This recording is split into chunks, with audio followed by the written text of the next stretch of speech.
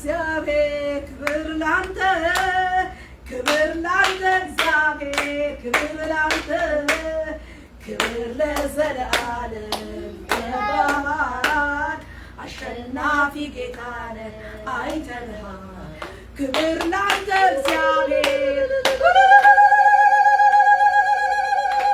ሃሌሉያ ክብር ላንተ እግዚአብሔር ክብር ላንተ ክብር ላንተ እግዚአብሔር ክብር ላንተ ክብር ለዘለዓለም ይገባሃል አሸናፊ ጌታ ነህ አይተንሃል ክብር ላንተ እግዚአብሔር ክብር ላንተ ክብር ላንተ እግዚአብሔር ክብር ላንተ ክብር ለዘለዓለም ይገባሃል አሸናፊ ጌታ ነህ አይተንሃል ሞገስ ላንተ እግዚአብሔር ሞገስ ላንተ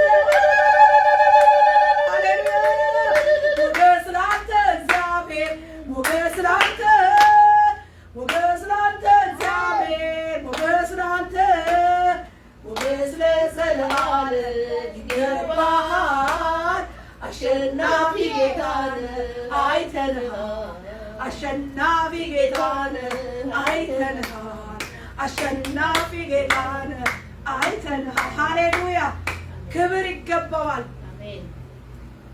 መንገስ ይገባዋል እናከብረዋለን እግዚአብሔር ይክበር ለዘላለም ይንገስ የዘላለም አምላክ ይክበር ይባረክ ልዑላችን ይክበር ዘውዳችን ይክበር ንጉሳችን ንጉሠ ነገሥታችን ይክበር ይክበር በእውነት በጸሎት ውስጥ በጸሎት ቆይታ ውስጥ ቆይተናል በዛው መቀጠል ባልወጣ ደስ ባለኝ ነበር በቃ በጸሎት መቀጠል ወገኔ እግዚአብሔርን እነሆ በሚገኝበት ጊዜ ፈልጉት ቀርቦም ሳለ ጥሩት ይላልና በጸሎት መንፈስ እንበር ነበር እንገሰግስ ነበር ክብር ለኢየሱስ ይሁን ጌታ ኢየሱስ ጌታ ነው አሁን ደግሞ ወደዚህ ወደ ቃሉ መጥተናል ይሄን ፕሮግራም ይሄን ጊዜ ይሄን ሰዓት ክብር ተመስገን እያልን ኢየሱስ ክርስቶስን ጌታ አምላካችንን እያከበርን እያነገስን በበላያችን የበላይ አርገን እየሾምን ከፍታችንን እንሆ እንዲረከብ እየሾምን የክብሩን መንፈስ ቅዱስን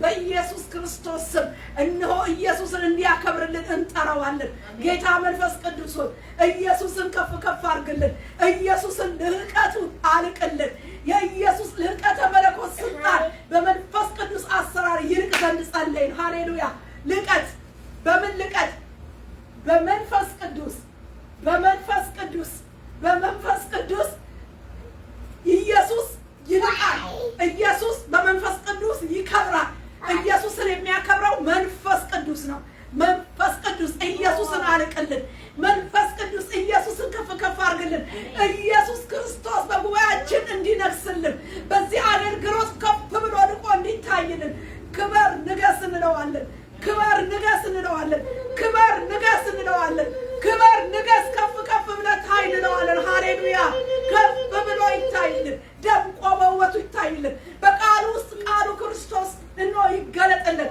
ገላጩ መንፈስ ቅዱስ ስፍራውን ያዝልን ከፍታውን ያዝልን በኢየሱስ ክርስቶስ ስም ስጋና ደም ጸጥ እንዲል ለእግዚአብሔር ክብር እንዲገዛ ጉባኤ እንዲገዛ ትውልድ እንዲገዛ ምድር እንድትገዛ ሁሉን ለሚችል ሁሉን ለፈጠረ ሁሉ ይገዛ ዘንድ ሁሉን በሚያስገዛ ቃል ሁሉን አስገዛ ከፍታ ዝቅታ ሁሉ ለእግዚአብሔር የተገዛ ይሆን ዘንድ ፈጥሮ ሁሉን እነሆ ባቆመበት ፈጣሪ በሆነው ቃል እርሱ ክርስቶስ በማለምን በፈጠረ ቃል አስገዛ ፍጥረትን ባቆመበት ስልጣን አስገዛ መናፍስቶች እንዲገብሩ ጸጥ እንዲሉ ለክብሩ የተገዙ እንዲሆኑ መናፍስትን ባዘዘበት በቃሉ ስልጣን እናዛለን መናፍስቶች ዝም በሉ በኢየሱስ ስም ተገዙ በኢየሱስ ስም ተገሰጹ በኢየሱስ ስም ጸጥ በሉ በኢየሱስ ስም መናፍስቶች ለእግዚአብሔር ክብር ተገዙ ለእግዚአብሔር ክብር እጅ ስጡ ገብሩ ዝም በሉ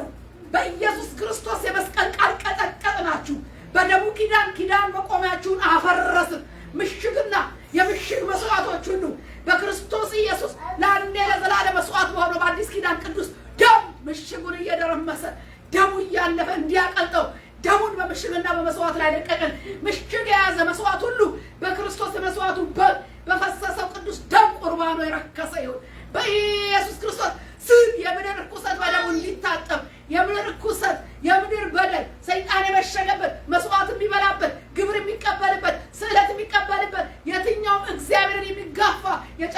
ስልጣንና ስራው በክርስቶስ የመስቀል ስራ አረገጥን። ዝም ጸጥ በኢየሱስ ስም ክብር ስጥ፣ ክብር ስጥ። ሰይጣን ሆይ ስማ፣ ክብር ስጥ፣ ለእግዚአብሔር ክብር ስጥ። በየትኛውም አቅጣጫ ስፍራ ሁኔታ ውስጥ ያለ በምሽግ ውስጥ ያለ በየትኛውም መስዋዕት ኃይል ላታረ በአዲስ ኪዳን መስዋዕት በአዲስ ኪዳን ምሕረት በአዲስ ኪዳን ጸጋና ቃል በአዲስ ኪዳን መንግስት በክርስቶስ ሞት በትንሣኤው ኃይል በመንግስት ወንጌል ቃል ተገሰጽ።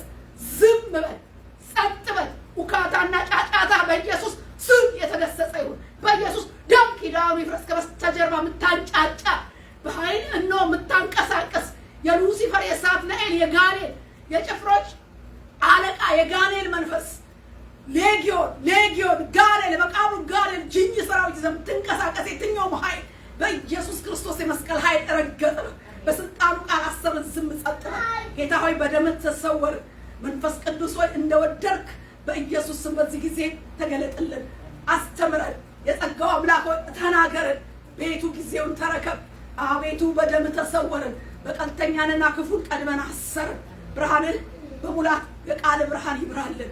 በኢየሱስ ስም ተናጋሪዋን የጸጋው ሙላት እንዲነዳኝ ሐሳብና ፈቃድ ሳይከለከል ያልፍ ዘንድ በኢየሱስ ስም እነሆ እግዚአብሔር ሆይ ከሁሉ በላይ ከፍ ብለህ ልቀህ በራስ መንገድና መስመር በደሙ ሌን ውስጥ እነሆ እንድንለቀቅ እርዳ። ሁሉ ለአንተ ስም ክብር ይሁን። አሜን። በጌታ በኢየሱስ ስም ሃሌሉያ። ጌታ የተመሰገነ ይሁን። እግዚአብሔር በዚህ ዓመት ከኒው ይር ጀምሮ የሚናገረን ነገር አለ። እንግዲህ ይሄ የእግዚአብሔር የጉብኝቱን የእግዚአብሔር የሥራ ጊዜ ነው እንዳለን በኒው ይር ይህ የእግዚአብሔር የሥራ ጊዜ ነው ያለበት ስራው ደግሞ ጌታ ኢየሱስ ክርስቶስ እስከሚመጣ ድረስ የእግዚአብሔር የሥራ ጊዜ ነው። ስራውም ደግሞ የሚሰራው በመንፈስ ቅዱስ ነው። ወርና ቀን አንለይለትም። እስከ ክርስቶስ መምጣት የቤተ ክርስቲያን ዘመን የእግዚአብሔር የሥራ ዘመን ነው። የሚሰራው በመንፈስ ቅዱስ ነው። ስለዚህ መንፈስ ቅዱስ በሙላት እነሆ እየፈሰሰ በኃይል እነሆ ስራውን እንዲፈጽምና የቤተ ክርስቲያንን ጉብኝት የተስፋውን ቃል እንዲፈጽም ከሚመጣው ቃል ጋር አብረን እየፈሰስን ኮቴውን እየተከታተልን ጌታን እንጠብቀዋለን ማለት ነው። የቤተ ክርስቲያን የመጨረሻው ዘመን ጉብኝት የተስፋው ቃል ጉብኝቱ ወደ ቤተ ክርስቲያን እንዲመጣ ቤተ ክርስቲያን በተሐድሶ ብድግ እንድትል በዚህ የመጨረሻ ዘመን ያ እግዚአብሔር ለቤተ ክርስቲያን የገባው የተስፋ ቃል የተስፋ ጉብኝት ይሄ ነገር እንዲነቃነቅ ወደ ተስፋው ወደ ዲስቲኒዋ ቤተ ክርስቲያን እንድትገባ በመካከል ላይ ያዘገያትንና ደንቃራና እንቅፋት የሆነውን ነገር በማስወገድ እየተዘጋጀን ወደ ክብሩ ራሳችንን በደሙና በቃሉ እያስጠጋን እንጠብቀዋለን እና በዚህ ዓመት አብዛኛውን ጊዜ በእንደዚህ አይነት መጀመሪያውንም የጀመረን የእግዚአብሔር የሥራ ጊዜ የሚል ነው። እንግዲህ ይህን የሥራ ጊዜ በሰራተኛው መንፈስ እና ወደ መንፈሱ ሙላት ወደ ጉብኝታችን ጌታ እንዲያደርሰን ደጅ እየጠናን ነው ያለነው። በይህንኑ በሚመስል ቃል ነው ዛሬ የመጣሁት ማለት ነው። ርዕሴ የተሐድሶ ቅድመ ዝግጅት ነው። የተሐድሶ ቅድመ ዝግጅት በሚል በተለያየ ርዕስ በተለያየ ቁጥር ሰጥቼዋለሁ። በአንዴ አንጨርሰው እግዚአብሔር እንደረዳን በሁለትም በሶስትም ፔሪድ እናየዋለን። ለዛሬ ተወሰነውን እናያለን። ርዕሴ የተሐድሶ ቅድመ ዝግጅት። ከቅድመ ዝግጅቱ በፊት የተሐድሶ ቅድመ ዝግጅት ጥቅሙ ምንድን ነው? ለዚህ የተሐድሶ ቅድመ ዝግጅት ስንል ምንድን ነው የሚጠቅመን? ለተሐድሶ ቅድሚያ የምንዘጋጅበት ምንድን ነው የሚጠቅመን? አንድ 5 ነጥብ ልናገር። አንደኛ ሊመጣ ላለው ለመንገዱ ለእግዚአብሔር ክብር ማለት ነው። ሊመጣ ላለው ክብር ለመንገዱ እንቅፋት የሆነውን ነገር በቅድሚያ ለማስወገድ ነው። ሊመጣ ያለ የእግዚአብሔር ክብር የቤተ ክርስቲያን ጉብኝት ትልቅ ተስፋ አለንና ያንን ክብር ይሄን የቤተ ክርስቲያን ተሐድሶ ይሄንን ክብርና ጉብኝት ለመገናኘት ቁጭ ብለን አይደለም የምንጠብቀው። ይሄን ክብር ለመገናኘት እንቅፋት አለ። የመንገዱን እንቅፋት ምን እያደረግን ነው? እያስወገድን ነው። ስለዚህ አንደኛው ጥቅሙ ምንድን ነው ለሚለው ሊመጣ ላለው ክብር ለመንገዱ እንቅፋት የሚሆነውን በቅድሚያ ምን ለማድረግ ነው? ለማስወገድ ነው። እንቅፋቱን ካስወገድን የመንገዱን እንቅፋት የክብሩን መምጫ መንገድ እንቅፋቱን ካስወገድን ክብሩ ያለምንም እንከን ከትላንቱ ዛሬ ወደኛ እየቀረበ ይመጣል ማለት ነው። ለዚህ ኢሳይያስ 40 ስንመለከት እና ኢሳይያስ 57 ቁጥር 14 ስንመለከት የእግዚአብሔር ቃል ምን ይላል ብለን እናያለን። እንዲህ ይላል የእግዚአብሔር ቃል አስቀድሞ ጥርጊያና ጎዳና ማስተካከልና ማቀናት እንዳለብን ይናገራል። ኢሳይያስ 40 ላይ ምን ይላል? ከ3 እስከ 5 የአዋጅ ነጋሪ ቃል የእግዚአብሔርን መንገድ በምድረ በዳ ጥረጉ፣ ለአምላካችንም ጎዳና በበረሃ አስተካክሉ። ሸለቆ ሁሉ ከፍ ይላል፣ ተራራና ኮረብታ ሁሉ ዝቅ ይላል፣ ጠማማውም ይቃናል፣ ሰርጓጉጡ ሜዳ ይሆናል። የእግዚአብሔርም ክብር ይገለጣል፣ ስጋ ለባሹም ሁሉ በአንድነት ያየዋል። የእግዚአብሔር አፍ ይህንን ተናግሯልና። የእግዚአብሔር ክብር መገለጡ ሊመጣ መሆኑን ክብሩ ሊገለጥ መሆኑን የእግዚአብሔር አፍ ተናግሮታል። የእግዚአብሔር ክብር ይገለጣል። ስለዚህ የሚዘጋጅ የሚስተካከል የሚጠረግ የሚቀና ጎዳና አለ። ሰርጓጉጡ እነሆ፣ ሸለቆ እነሆ፣ ተራራው ኮረብታው መዘጋጀት አለበት።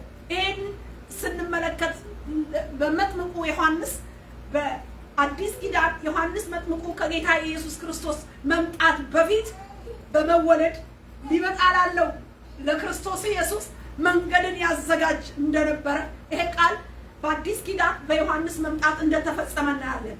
ዮሐንስ ሊመጣ ላለው ለክርስቶስ አመልካች ሆኖ እኔ ጫማውን ጥፍር ልፈታ እንኳን የማይገባኝ ከኔ ይልቅ የሚበልጥ የሚበረታ እኔ በውሃ እሱ በእሳት ያጠምቃችኋል፣ ስለዚህ የሚመጣ አለ፣ ስለዚህ ተዘጋጁ፣ ንስሐ ግቡ እያለ በንስሐ ያዘጋጅ ነበረ። ኢሳይያስ 57 ላይ ከሕዝቤ መንገድ እንቅፋትን አንሱ፣ እንቅፋትን አስወግዱ ይላል እና ነጥቡ አንደኛው ይሄንን እንቅፋት ይሄንን ሊመጣ ላለው ክብር ተዘጋጅተን መጠበቅ እንዳለብን በንስሐ በምን መልኩ እንደምንዘጋጅ የእግዚአብሔር ቃል ይነግረናል ማለት ነው። ሁለተኛ በፈቃደኝነት ለእግዚአብሔር በር ማክፈት ማለት ነው። ሊመጣ ላለው ለቤተ ክርስቲያን ጉብኝት ለእግዚአብሔር ክብር ፈቃደኛ ሆኖ አያምሄር ይኸው ዝግጁ ነኝ። ለምን ምን ይላል መዝሙር ቅንፍ 24 ላይ እናንት መኳንንቶች በሮቹን ክፈቱ፣ ይህ የክብር ንጉሥ ይግባ። ይህ የክብር ንጉሥ ማን ነው? እግዚአብሔር ነው፣ ብርቱና ኃያል እግዚአብሔር ነው፣ በሰልፍ ኃያል። እናንት መኳንንቶች ይደግምና በሮችን ክፈቱ፣ ይህ የክብር ንጉሥ ይግባ። ይህ የክብር ንጉሥ ማን ነው? እግዚአብሔር ነው፣ የጭፍሮች ኃያል እግዚአብሔር ነው፣ ብርቱና ኃያል እያለ ይናገራል። ስለዚህ እግዚአብሔር ፈቃድ ይፈልጋል፣ ዝግጅት ይፈልጋል። እና ጥቅሙ ምንድን ነው? ልባችንን ስንከፍት ኦልሬዲ መዘጋጀታችንን በፈቃደኝነታችን እሱን በቃ ኦን ዘ ዌይ ሆኖ መጠበቅ ማለት ነው። እና በፈቃዳችን በር ከፍተን መጠበቅ ጥቅም አለው። እሱን ለመቀበል እሱን ለማስተናገድ በራችን ክፍት ይሆናል ማለት ነው። ሲያንኳኳ በር የሚዘጋ ደጅ አይደለም፣ ሬዲ ነው ማለት ነው። በር ከፍቶ ራስን አሰናክቶ መጠበቅ ጥቅም ነው። ክብሩን ለመገናኘት ጥቅም ነው። የተሐድሶ ቅድመ ዝግጅት ጥቅሙ አንደኛ እንዳልኳችሁ ሊመጣ ላለው ክብር ለመንገድ እንቅፋት የሚሆነውን ነገር በቅድሚያ ማስወገድ ነው። በቃ ሁለተኛ በፈቃደኝነት ራስን ሬዲ አድርጎ በሩን ከፍቻለሁ ብሎ መጠበቅ ክብሩን ለመገናኘት ያመቻል ማለት ነው። እግዚአብሔር ይመስገን። ይሄ መጠበቅ ሊመጣ ያለውን ክብር ደግሞ በጉጉት መጠበቅ፣ በናፍቆት መጠበቅ፣ በዝግጅት መጠበቅ። የጠበቁ ተግተው የሚጠብቁ ናቸው ነው የሚያገኙት። ተግቶ የሚጠብቀው እሱ ብፁዕ ነው። መጠበቅ የልብ መጠበቅ፣ የልብ መዘጋጀት፣ አይንን የልብ ትኩረትን ሁለንተና በሱ በዲስቲኒው ላይ ሊመጣ ባለው በእግዚአብሔር ክብር ላይ በተናገረው ተስፋና ቃል ላይ አድርጎ መጠበቅ፣ ልብ ሳይዝል ስፍራ ሳይለቁ ደጅ መጥናት። ቆይቼ እግዚአብሔር እንዳይጠና እሱም ዘንበል አለልኝ ጩኸቴንም ሰማ ይላል። በቃ ሰማ። ቆይቼ ጊዜ ወስዶ ፈጅቶ ማን ነበር? በቃ እግዚአብሔር ደጅ ጠናው። እግዚአብሔር ደጅ ይጠናል። እግዚአብሔር ይጠበቃል። ሰሞኑን ስንመለከት በአዲስ ኪዳን የእስራኤልን ጉብኝት በመንፈስ ተረድቶ ምን ይሆን ነበር? ይጠባበቅ ነበረ። ይጠብቅ ነበር። መጠበቅ እግዚአብሔር የተናገረው ማርያም እግዚአብሔር የተናገረው ነገር በልቧ ትጠብቅ ነበር። መጠበቅ በልቧ ትጠብቅ ነበር። ነገሩ እስኪፈጸም ድረስ የተባለላት ነገር ትጠብቀው ነበር። ትጓጓለት ነበር። አትኩረት ትሰጠው ነበር። ሐና ስንመለከታት በጾም በጸሎት ከእግዚአብሔር ደጅ ሳትለይ ትጠባበቅ ነበር። ስለዚህ ጌታ በተወለደ ጊዜ ሌሎች ሳያውቁ ሲደረጋገሩ፣ እነኚህ ሰዎች ግን ለይተው ጌታን አውቀውት እግዚአብሔርንም አመስግነው የእስራኤል ጉብኝት ይኸውና ብለው ታቅፈዋል፣ ስመውታል፣ አቅፈውታል፣ ተገናኝተውታል፣ ጠብቀውት። እግዚአብሔር አያሳፍርም። ስለዚህ መልካም ነው። የተሐድሶን ቅድመ ዝግጅት ጥቅሙ ይሄ መጠበቅ እንድንገናኘው እንድንተቃቀፍ ያደርገናል ማለት ነው። ትኩረታችንን ሰጥቶ መጠበቅ። አራተኛ ተባርከን ለበረከት እንድንሆን ማለት የተሐድሶ ሰው እንድንሆን እኛም በተራችን በዘመናችን እንደነ ተሐድሶ ሰው እንደተባሉት እንደነ ሕዝቅያስ እንደነ ነህምያ እንደነ ነቢያቶቹ እንደነሱ በዘመናቸው የተሐድሶ ሰው ሆነው ተሐድሶን እንዳመጡ እንዳቀጣጠሉ፣ የፈረሰውን ቅጥር እንደሰሩ፣ የፈረሰውን የእግዚአብሔርን ቤት እንደጠገኑ፣ የፈረሰውን የሰው ሕይወት እንደነ እዝራ በቃል ደግሞ እንደጠገኑ፣ ዛሬ በቃልም የፈረሰ ሕይወት ለመጠገን እንደዚህ አይነት የተሐድሶ ሰው ለመሆን ያበቃናል ማለት ነው። ያበቃናል። የተሐድሶ ሰው ደግሞ ተባርከን ለበረከት እንድንሆን በጉብኝቱ በረከት የእግዚአብሔርን መንግስት ወንጌል ለማስፋት የጽድቅን ተጽዕኖ በምድር ላይ ለመፍጠር የተሐድሶ ሰው ሆነን በጎ የሆነ የጽድቅን ተጽዕኖ በምድር ላይ ለመፍጠር በቤተ ክርስቲያን ላይ ለመፍጠር ይጠቅማል። የተሐድሶ ሰው ከሆነን የምናመጣው ለውጥ አለ፣ የምንፈጥረው ተጽዕኖ አለ። እዚህ አይነት ክብር ውስጥ ስንገባ የገባንበት የመጣው የወንጌሉ ጉብኝት የዛ የመጣው የእግዚአብሔር ክብር ችሎትና ተክህኖት ስለሚሰጠን ያ ክብር ብድግ አድርጎ በልዩነት ምን ያመጣል? የወንጌል መስፋት ያመጣል። ሁሉ ወደ ንስሐ የሚመጡበትን መንገድ ያመጣል። የተሐድሶ ሰው የፈረሰውን ለመስራት የሚያስችል ተክሎትን እግዚአብሔር ችሎትን ይሰጣል። በየትኛውም ረገድ በቃ በሰማያዊ ነገር በምድራዊ ነገር እግዚአብሔር ያመቻቻል። እዚህ ሙላት ውስጥ ለመግባት ይጠቅማል። የተሐድሶ ሰው ለመሆን ምን ይላል? ይጠቅማል። ጥቅሙን እያየን ነው መጀመሪያ። ሌላው አምስተኛውና የመጨረሻው ይህ የመጨረሻው የሪቫይቫል ጉብኝት የጌታ የመምጫው በር እንደሆነ አምናለሁ። ከጌታ የሰማው ስለሆነ ታላቅ ጌታ ከመምጣቱ በፊት ምድር በእግዚአብሔር መንፈስ በመንፈስ ቅዱስ ጉብኝት ትጎበኛለች እና ይህ ታላቁ የቤተ ክርስቲያን መውጫ መገለጫ ይሄ ተሐድሶ በሆነ ጊዜ ይህ የእግዚአብሔር ልጅ የኢየሱስ ክርስቶስ የመምጫው በርና መንገድ እንደሆነ የእግዚአብሔር ቃል ይነግረናል። ለምን ብትሉ ለምንድን ነው ይሄን የምለው ብላችሁ ስትሉኝ የጌታ የኢየሱስ ክርስቶስ የመምጣቱ ተስፋ የዘገየበት ምክንያት ሁሉ ወደሱ እንዲመጡና ወደ መንግስቱ እንዲመጡ ወዶና ታግሶ እንደሆነ የዘገየው የእግዚአብሔር ቃል ይናገራል። ስለዚህ የተሐድሶ መምጣት ተሐድሶ ሕዝብን ያላመኑትን ወደ እግዚአብሔር ወደ መንግስቱ ስለሚያፈስ በውስጥ ማሟሟቅ ብቻ ሳይሆን ይሄንን ትውልድ ሁሉ ወደ ሲኦል እንዲገባ አይደለም፣ ሁሉ ወደ እግዚአብሔር መንግስት ወደ ልጁ መንግስት ወደ ፍቅሩ መንግስት የሚፈልስበት የእግዚአብሔር ሙላት በኃይል ስለሚመጣ ባለፈው እንደተማረው የኤደን ገነት በሚለው ርዕስ እግዚአብሔር ከመቅደሱ የአዲሱ መቅደስ ምንጭ ከመድረኩ የፈለቀው ከመድረኩ ሞልቶ የፈሰሰውን ስንመለከት ቁርጭምጭሚት፣ ጉልበት፣ ወገብ አልፎ ሁለንተናን ሞልቶ የዋኘበት የጠቀለለ ሁለንተናን ጠቅልሎ መዋኘት የደረሰበት የወንዝ ሙላት ከዛ ወጥቶ የአረባን ባህር እየፈወሰ በውስጡ ያሉትን አሶች ህይወት ነፍስ እንዲዘሩ እያደረገ አሶች እንዲራቡ እያደረገ በዛ ደግሞ አሳ የሚይዙ ሰዎች እንዲገኙ እያደረገ በመንገድ ያሉትን ሁሉ እየፈወሰ እያለመለመ ፍሬ እንዲያፈሩ ዛፎችን እያደረገ የወጣው ከቤተ መቅደስ የወጣው የፈለቀው ምንጭ ከመድረኩ የፈለቀው ምንጭ ነው ውጭ ወጥቶ ታላቅ ስራ የሰራ ፈውስ ያመጣው። ዛሬም የቤተ ክርስቲያን እነሆ ሙላት ወደ ውጪ ነው የሚወጣው። ነጸብራቁ የመንፈስ ቅዱስ ሙላት የቤተ ክርስቲያን ጉብኝት ቤተ ክርስቲያንን ከሞላ ካደሰ በኋላ ወዴት ነው የሚሄደው? ወደ እናንተ የዓለም ብርሃን ናችሁ፣ እናንተ የምድር ጨው ናችሁ ሲል ጨውነትና ብርሃኑ ወደ ጨለማው ይሄድና ጨለማውን እየጠቀለለ መንግስቱን ያሰፋል። ያን ጊዜ የጌታ መምጣት ይሆናል።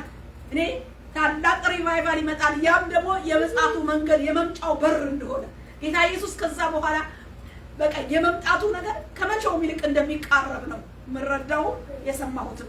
ስለዚህ ምን ይላል? ሁለተኛ ጴጥሮስ ምዕራፍ 3:9 ይላል አንዳንዶች የሚዘገይ እንደሚመስላቸው ጌታ ስለ ተስፋ ቃሉ አይዘገይም፣ ነገር ግን ሁሉ ወደ ንስሐ እንዲደርሱ እንጂ ማንም እንዳይጠፋ ወዶ ይታገሳል።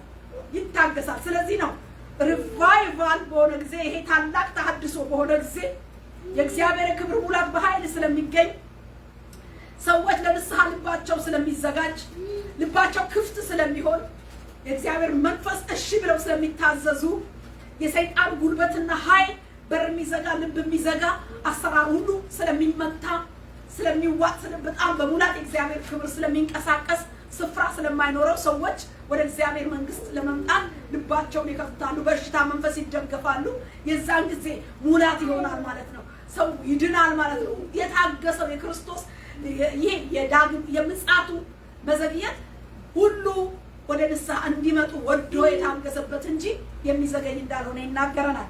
እንግዲህ ለዚህ ለአምስተኛ ፖይንቴ የተሐድሶ ዝግጅት ጥቅምን ሳየው ለጌታ ለኢየሱስ ክርስቶስ ምጽአት በር ይሆናል። ምክንያቱም ይሄ እንዳልኳችሁ መንግስቱን ስለሚያሰፋ ለዚህ ስለሚጠቅመን ተሐድሶን በጣም በናፍቆት ልንጠብቀውና ቅድሚያ ዝግጅት ልናደርግ ይገባናል። እንዲህ ካልኩኝ ስለዚህ የተሐድሶ ቅድመ ዝግጅት አንደኛ ብለን የምናየው ዛሬ አንደኛ ምንድነው ብለን እንላለን? የተሐድሶ ቅድመ ዝግጅት አንደኛ ተራፊምን አስወግድ ነው። ተራፊምን አስወግድ እናስወግድ። ወደ ዘፍጥረት እንመጣለን። ዘፍጥረት ምዕራፍ 31 ላይ አነባለሁ። ፈጠን እላለሁ። በጣም በጸሎት ጊዜ ወስደናል። በዚሁ ጉዳይ ነው የጸለይነው በእግዚአብሔር ፊት ስለተሐድሶ እግዚአብሔር ረድቶናል። ጌታ የተባረከ ይሁን። በጌታ በኢየሱስ ስም አነባለሁ። እንደዚህ ይላል፣ እግዚአብሔርም ያዕቆብን ወደ አባትህ ምድር ወደ ዘመዶችህም ተመለስ ካንተም ጋር እሆናለሁ አለው ይላል። እግዚአብሔር ያዕቆብን ወደ አባትህ ምድር ወደ ዘመዶችህ ተመለስ ካንተም ጋር እሆናለሁ ብሎ ከላባ ቤት 20 ዓመት ከተገዛበት አበቃ። አሁን ወደ አባትህ ቤት ሂድ እያለ አቅጣጫ እያሳየ ወዴት እንደሚሄድ መንገዱን እያቀና ዲስቲኒውን እያሳየ ለያዕቆብ በትክክል እግዚአብሔር እንደተናገረው እናያለን። ከዚህ ከተናገረው በኋላ ያዕቆብ ምን ይላል? ተነሳ። እግዚአብሔር ለያዕቆብ ከላባ ቤት ሂድ ካለው በኋላ ያዕቆብ ቀጥታ ከላባ ቤት ሲወጣ ነው የምናየው። እንዳውም ልጆቹን የሚሰጠው አልመሰለው። ፈርቶ ላባ በሌለበት ሚስቶቹን ልጆቹን ይዞ ራሔልና ያዕቆብን ልጆቹን ይዞ ላባ በሌለበት ጊዜ እንደኮበለለና እንደሄደ ይናገራል። እንዲህ ይላል፣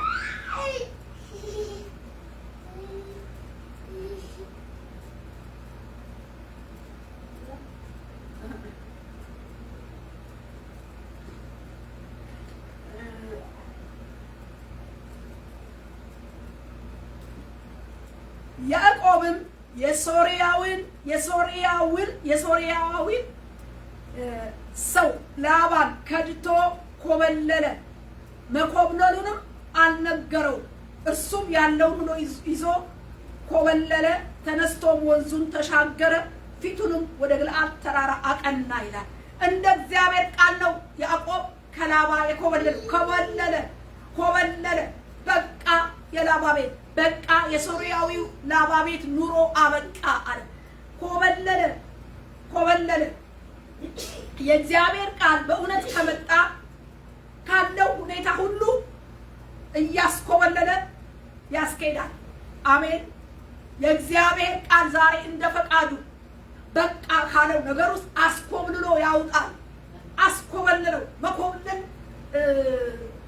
ጥፋት ሊመስል ይችላል፣ ግን እንደ እግዚአብሔር ቃል ውጣ ተብሎ ከላባ ቤት ነው የኮበለለው። ከርቶት ሄደ፣ ኮብልሎ ሄደ፣ ጥሎት ሄደ። በቃ አለው እግዚአብሔር። ወደ የት ነው? ወደዛ ወደ አባቱ ቤት፣ ወደዛ ቀድሞ ወደሚያውቀው መሰዊያ ወደ ሰራለት፣ ስዕለት ወደ ተሳለለት፣ ዘይት ወደ አፈሰሰበት፣ እግዚአብሔር ወደሚገኝበት ወደ ቤተልሔም ወደዛ ነው ሂድ በቃ የተባለው። እና ድንኳኑን መንቀል ነበረበት፣ ከላባ መሄድ ነበረበት፣ መውጣት ነበረበት ከዛ ቦታ ከዛ ስፍራ። እና ያዕቆብ ኮበለለ ይላል። መኮብለል ቃሉ አይመችም፣ ነገር ግን ቃሉ ቀጥተኛ ከላባ ቤት ከሶርያው ቤት በቃ ብሎ በእግዚአብሔር ቃል ምሬት ሲኮበልልና ወደ እግዚአብሔር ወደ ፈቃዱ አቅጣጫ ይዞ ሲሄድ እንመለከታለን። ዛሬ እግዚአብሔር በእውነት በቃ ካለን ነገር አስኮብልሎ ወደ ፈቃዱ ወደ ዲስቲኒያችን ወደ አባት ቤት እንዳለው ወደ ዲስቲኒ ወደ ቤተልሔም ወደዛ መንሰላል ወደ ተዘረጋበት እነሆ መላእክቶች ሲወጡ ሲወርዱበት ጫፉ ላይ እግዚአብሔር ቆሞ ያየበት ያ ዘይት የፈሰሰበት ያ የእግዚአብሔር መገኘት ያለበት ቤተልሔም ያ የአባቶቹ ቤት እዛ መሄድ ነበረበት። ዛሬ እግዚአብሔር በመጀመሪያ አላለም በኢየሱስ ክርስቶስ ስም እንደ እግዚአብሔር ቃል አበቃ ኮብልን ውጣ ሂድ ካለን ቃል ጋር እንድንኮበልን ጸጋ ይምጣ፣ ኃይል ይምጣ፣ ምሪት ይምጣ፣ ነገሮችን እንደ ቃሉ ያስኮብልን። ሃሌሉያ። ከማይመች አካሄድ ከማይመች ነገር መኮብለል አንዳንድ ጊዜ ስፍራ መልቀቅ ብቻ አይደለም ወገኖቼ፣ ቦታ ለውጥ ማድረግ ሽፍት ማድረግ አይደለም። አንዳንድ ጊዜ እያለህ ካለህበት ሁኔታ ትኮበልላለህ። ከማይመች አስተሳሰብ፣ ከማይመች አሰራር፣ ከማይመች ጓደኝነት፣ እንደ እግዚአብሔር ፈቃድ ካልሆነ ነገር ትከዳለህ፣ ትኮበልላለህ። ከእግዚአብሔር ቃል ጋር ትወግናለህ፣ ከእግዚአብሔር ሐሳብ ጋር ትጣመራለህ። ስለዚህ በዓለም እያላችሁ ከዓለም ግን አንወጣም። ነገር ግን ከዓለም አይደለንም። ለምን ከዓለም ጋር ህብረት አናደርግም? በዓለም ግን አለን። በዓለም ነው ያለነው፣ በዓለም አለን። ከዓለም ጋር ግን ህብረት የለንም። ይሄ ነው ህብረት ለናደርግ በቃ ካለው ከወጣንበት ከዛ ከዓለም ጋር በቃ ካለው ነገር ጋር በቃ ልንኮበልን ፊታችንን ልናዞርበት አቅጣጫችንን ልንቀይርበት ይገባል። ያዕቆብ መኮብለል ትክክል ነው፣ እንደ እግዚአብሔር ቃል የሆነ ነው። ዛሬ እያለን ከዙሪያችን ያልተለየንበት ነገር በቃ ካለን ተው ካለን ነገር ካልተለየን እንድንለይ እግዚአብሔር ጸጋና ቃልና ኃይልን ያብዛልን። ስለዚህ ያዕቆብ የሶርያውን ላባን ከተኮበለለ በዚህ በእግዚአብሔራዊ ጉዞ በመነሳት ከመነሻ መድረሻቸው ለመግባት ቤተሰቡን ይዞ በሚጓዝበት ወደ ዓላማ ይልምጣና ወደ ቤተሰቡን ይዞ በዚህ እግዚአብሔራዊ በሆነ ጉዞ መነሻ አለው፣ መድረሻ አለው። መነሻው ከላባ ቤት መውጣት ነው፣ መድረሻው ቤተልሔም መድረስ ነው። ስለዚህ በዚህ እግዚአብሔራዊ በሆነ ጉዞ ላይ የተፈጠረ ነገር እንዳለ እናያለን። በዚህ ጉዞ ውስጥ በቤተሰብ ውስጥ የተፈጠረ ነገር አለ። እሱ ምንድነው? ተራፊም የሚባል ነገር መጣ። ያዕቆብ የማያውቀው ተራፊም የሚባል በሚወዳት ሚስቱ በራሔል የተሰረቀ በጭኗ ውስጥ የተደበቀ ተራፊም ውጣ ከተባለበት በእግዚአብሔር ቃል ከወጣበት ከሶርያና ከአባቷ ቤት ከላባ ቤት እዛ ተራፊምን ይዛ እንደወጣች ያዕቆብ ሳያውቅ ቤተሰብ ውስጥ የተገኘ ተራፊም ነበረ። ተራፊም ማለት ምን ማለት ነው? ተራፊምን ስናይ ተራፊም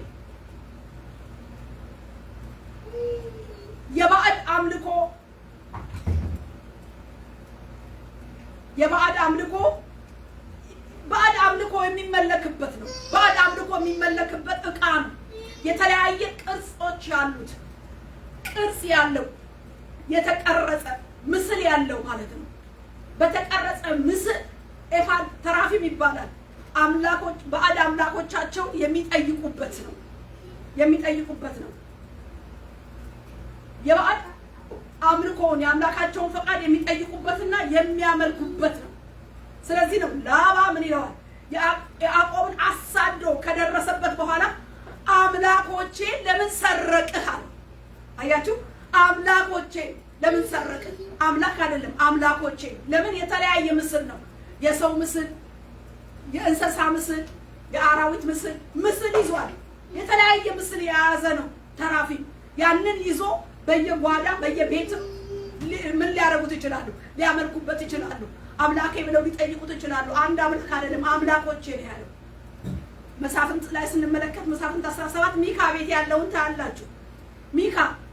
ሚካ ቤት ውስጥ አንድ ሌዋዊ የማይገባው የእግዚአብሔር አገልጋይ ግን ሚካ ቤት ላለው ተራፊም ተቀጥሮ ደስ ብሎት ሚካ የእግዚአብሔር ካህን ሎሌ የእግዚአብሔር የሆነው እሱ ሌዊ የእግዚአብሔር የሆነው ለእግዚአብሔር የተለየ ሌዊ ሚካ ቤት ገብቶ ግን ለተራፊም ለዛ አምላክ ለዛ ጣዖት ያገለግል ነበር።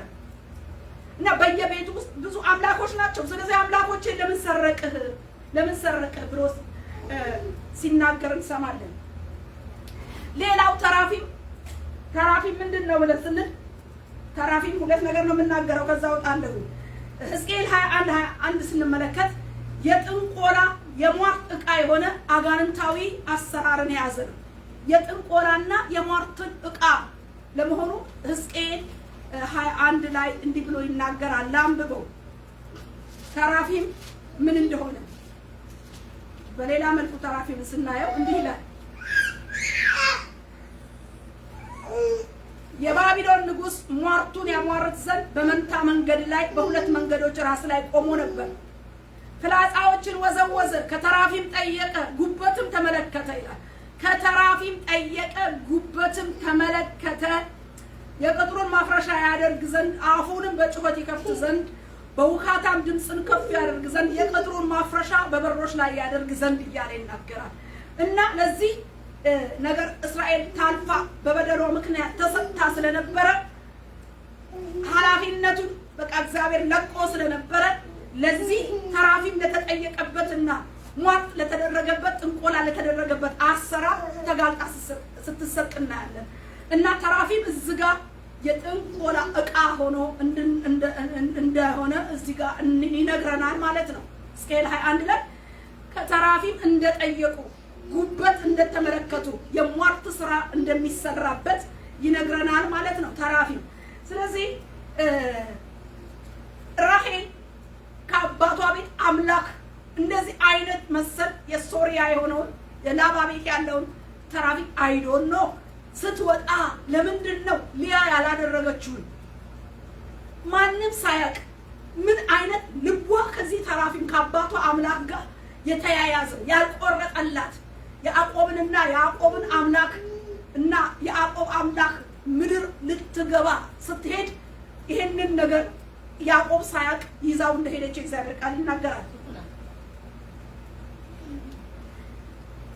ያዕቆብ ሚስቲኒ መነሻ ሶሪያ ላባ ቤት ሆኖ ሳለ በዚህ ጉዞ እግዚአብሔር ተናግሮት እየሄደ እያለ እንደዚህ አይነት ነገር አጋጠመው።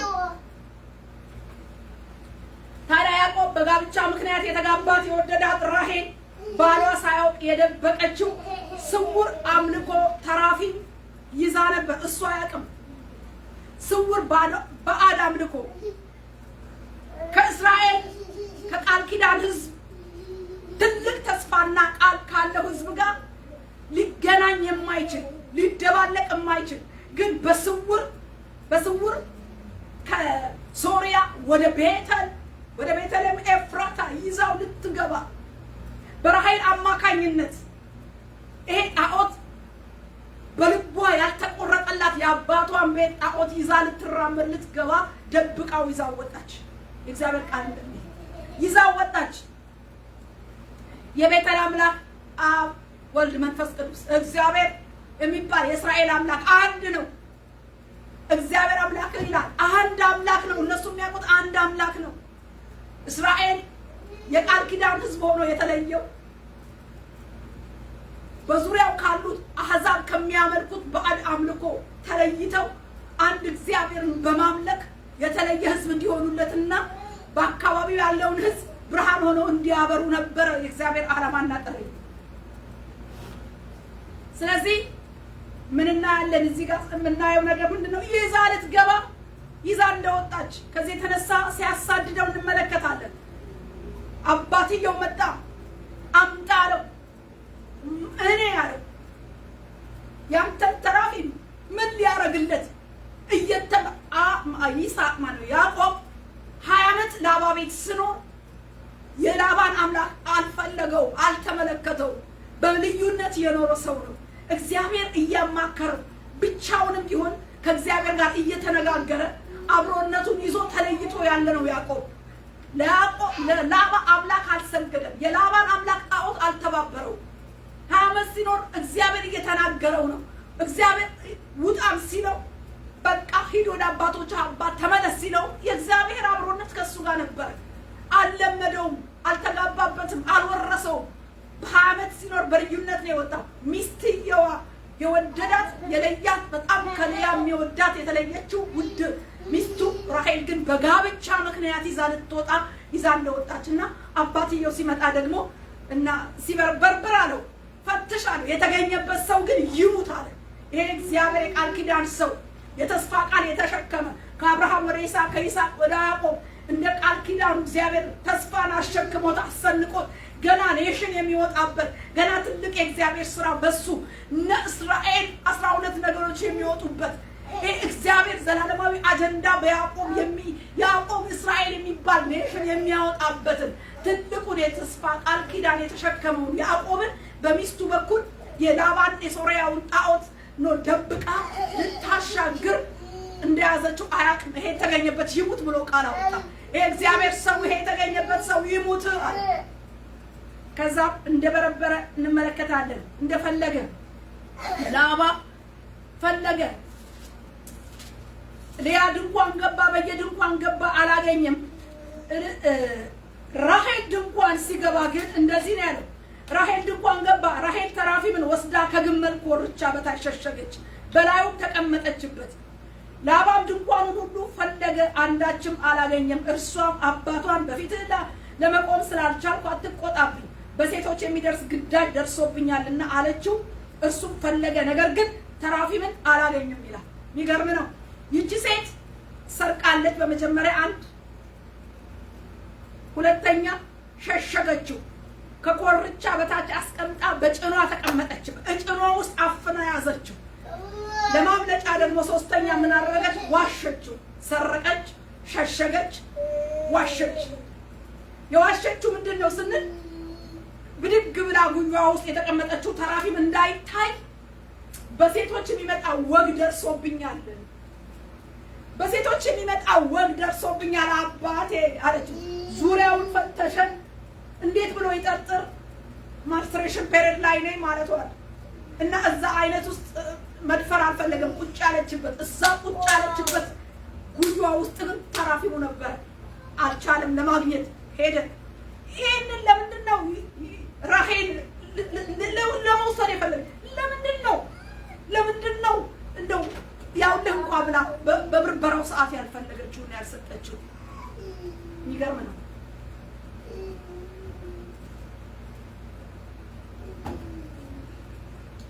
ከዚህ በኋላ እንዲህ አርጋ አለፈች 31ን አለፈች፣ 32ን አለፈች፣ 33 ምዕራፍ አለፈች። 30 ከምዕራፍ የትም ቦታ ላይ ይሄንን ድብቅ ጣዖት ራሔል ያዕቆብ ሚስት ጣለችው ሲባል የለም፣ ወይም ያዕቆብ አወቀ ሲባል የለም። ያዕቆብም አያውቅም፣ ትሙት ብሏል፣ ቃል አውጥቷል። አባትየው ፈልጎ አጥቶ ሄዷል። እሷ ግን ታውቀዋለች። የት ደብቃ የት ሸሽጋ ከምዕራፍ ተሸጋግራ ምዕራፍ 35 ላይ ሲደረስ ያዕቆብ ድንኳኑን በሴኬም ተክሎ ነበር። በሴኬም ተክሎ እያለ በሴኬም ሰዎች የደረሰበትን ስብራት እናውቃለን። እዛ ክፍል ላይ ስንመለከት እዛ ምዕራፍ ላይ የያዕቆብ ልጅ ዲና በሴኬም በኤዋዊው ልጅ በኤሞር ልጅ ሴኬም በአለቃው በከተማው አለቃ ልጅ ስሟ የወጣላት ሀገር ነችና በዛ በኤዋዊው በሴኬም አለቃ ልጅ በሴኬም በሚባለው ሰውዬ ተደፍራ ስብራት እንደደረሰባቸው በዛ ቦታ ላይ እናያለንና ከዛም ወንድሞቿ ይሄን ስብራት ለመበቀል ታሪኩን ስትመለከቱት እናንተ ልጃችን በፍቅር ተነድፏል፣ ልጃችሁን ያግባ፣ ምድሪቱ በፊታችሁ እንሆ፣ እንጋባ፣ ነግዱባ፣ ይሄን አርጉባት፣ በቃ ብቻ ልጃችሁን ስጡን ይጋባ ብሏቸው በዘዴ ተንኮል ይዘው ይላል። ተንኮል ይዘው ምን አደረጉ? በቃ እኛን ማግባትና ልጃችንን መውሰድ ከፈለጋችሁ ጋብቻ እንድንሆን ከፈለጋችሁ ተገረዙ አሉ። ከተገረዙ በኋላ ግን የዲና ወንድሞች ሰምዖን፣ ሌዊ ምን አደረጉ? ሰይፋቸውን ይዘው የከተማውን አለቃ ያገባት በሰይፍ ስለት መጥተው እህታቸውን ከተነወረችበት ድንኳን እንዳወጡን እናያለን ማለት ነው 35 ላይ። ከዛ በኋላ ምን ይላል እዛ ክፍል ላይ እግዚአብሔር በቃ አለው 34 ላይ ሴኬም ላይ የደረሰውን ይሄ ስብራት እናይና 35 ምዕራፍ ላይ እግዚአብሔር አለው ያዕቆብን ተነስተህ ወደ ቤተል ውጣ፣ በዚያም ኑር፣ ከወንድምህ ከኤሳው ፊት በሸሸህ ጊዜ ለተገለጠልህ ለእግዚአብሔር መሠዊያን አድርግ አለው። በቃ አሁን ጉድ መጣ። የመጨረሻ የጉዞ ከሶሪያ ተነስተው ሴኬም ላይ ድንኳን ተክለዋል። ሴኬም ላይ የደረሰባቸው ስብራት ምዕራፍ 34 ላይ ዘፍጥረት ይናገራል። ከዛ ደግሞ አሁንም ያ የሚናገረው አምላክ ዲስቲኒው ሴኬም አልነበረም፣ ኑር የተባለበት ሴኬም አልነበረም። ያዕቆብ ዲስቲኒ የት ነው? ቤተልሔም ነው። ስለዚህ አሁንም እግዚአብሔር መጣና ድንኳንህን ንቀል፣ ወዴት ሂድ? ወደ ቤተል ሂድ አለው። እስከዛ ድረስ ያ የተደበቀ ከአባቷ ቤት የደበቀችው ተራፊም በምን አርጋ ጠቅልላ እንደያዘችው አይታወቅም አለ። ከእሷ ጋር ነው ያለው። በዚህ መሀል አርግዛለች፣ ልትወልድ ደርሳለች እና ከቤተል ጉዞ ከሴኬም ወደ ቤተል ጉዞ በሚያደርጉበት ሰዓት ላይ ደግሞ ያ ይስሐቅ ቤተሰቡን ሰብስበው አሁን አለ ወደ ቤተል ልንሄድ ነውና እዚህ ጋር እንግዶች አማልክቶቻችሁን ልብሳችሁን ለውጡ፣ እንግዶች አማልክትን አስወግዱ ብሎ እድል ሰጠ። ለቤተሰቡ ለመላው ቤተሰቡ እድል ሰጠ። የንስሐ እድል ቅበሩ አለ። ወደ ቤተል ልንሄድ ነው፣ ወደ እግዚአብሔር ቤት ልንደርስ ነው። አባቴ እግዚአብሔር ወደ አባትህ ሂድ ብሎኛል፣ ወደ አባትህ ምድር ተመለስ ብሎኛል። አሁን ደግሞ ከሴኬም ድንኳን ነቅዬ ልሄድ ነው። ዛሬ ግን እነኝህን እንግዳ የሆኑ ነገሮች ቅበሩ ብሎ እድል ሰጥቶ በዛ ፊት ብዙ ልዩ ነገሮች እነ ቡትቻ እነምን ውጫው የሚታዩ ነገሮች እዛ ቦታ ተቀብረዋል። ይሄ የንስሐ እድል ራሔል አልተጠቀመችበትም። እዚህ ንስሐ እድል ሴኬም ላይ በመጣው የንስሐ ጊዜ ያዕቆብ ንስሐ ግቡ ብሎ ባለ ጊዜ ያ ተራፊም እዛ ቦታ ላይ ተቀበረ። እዛ ቦታ ላይ አልተባለም፣ ሌላ ነገር ነው የተቀበረው።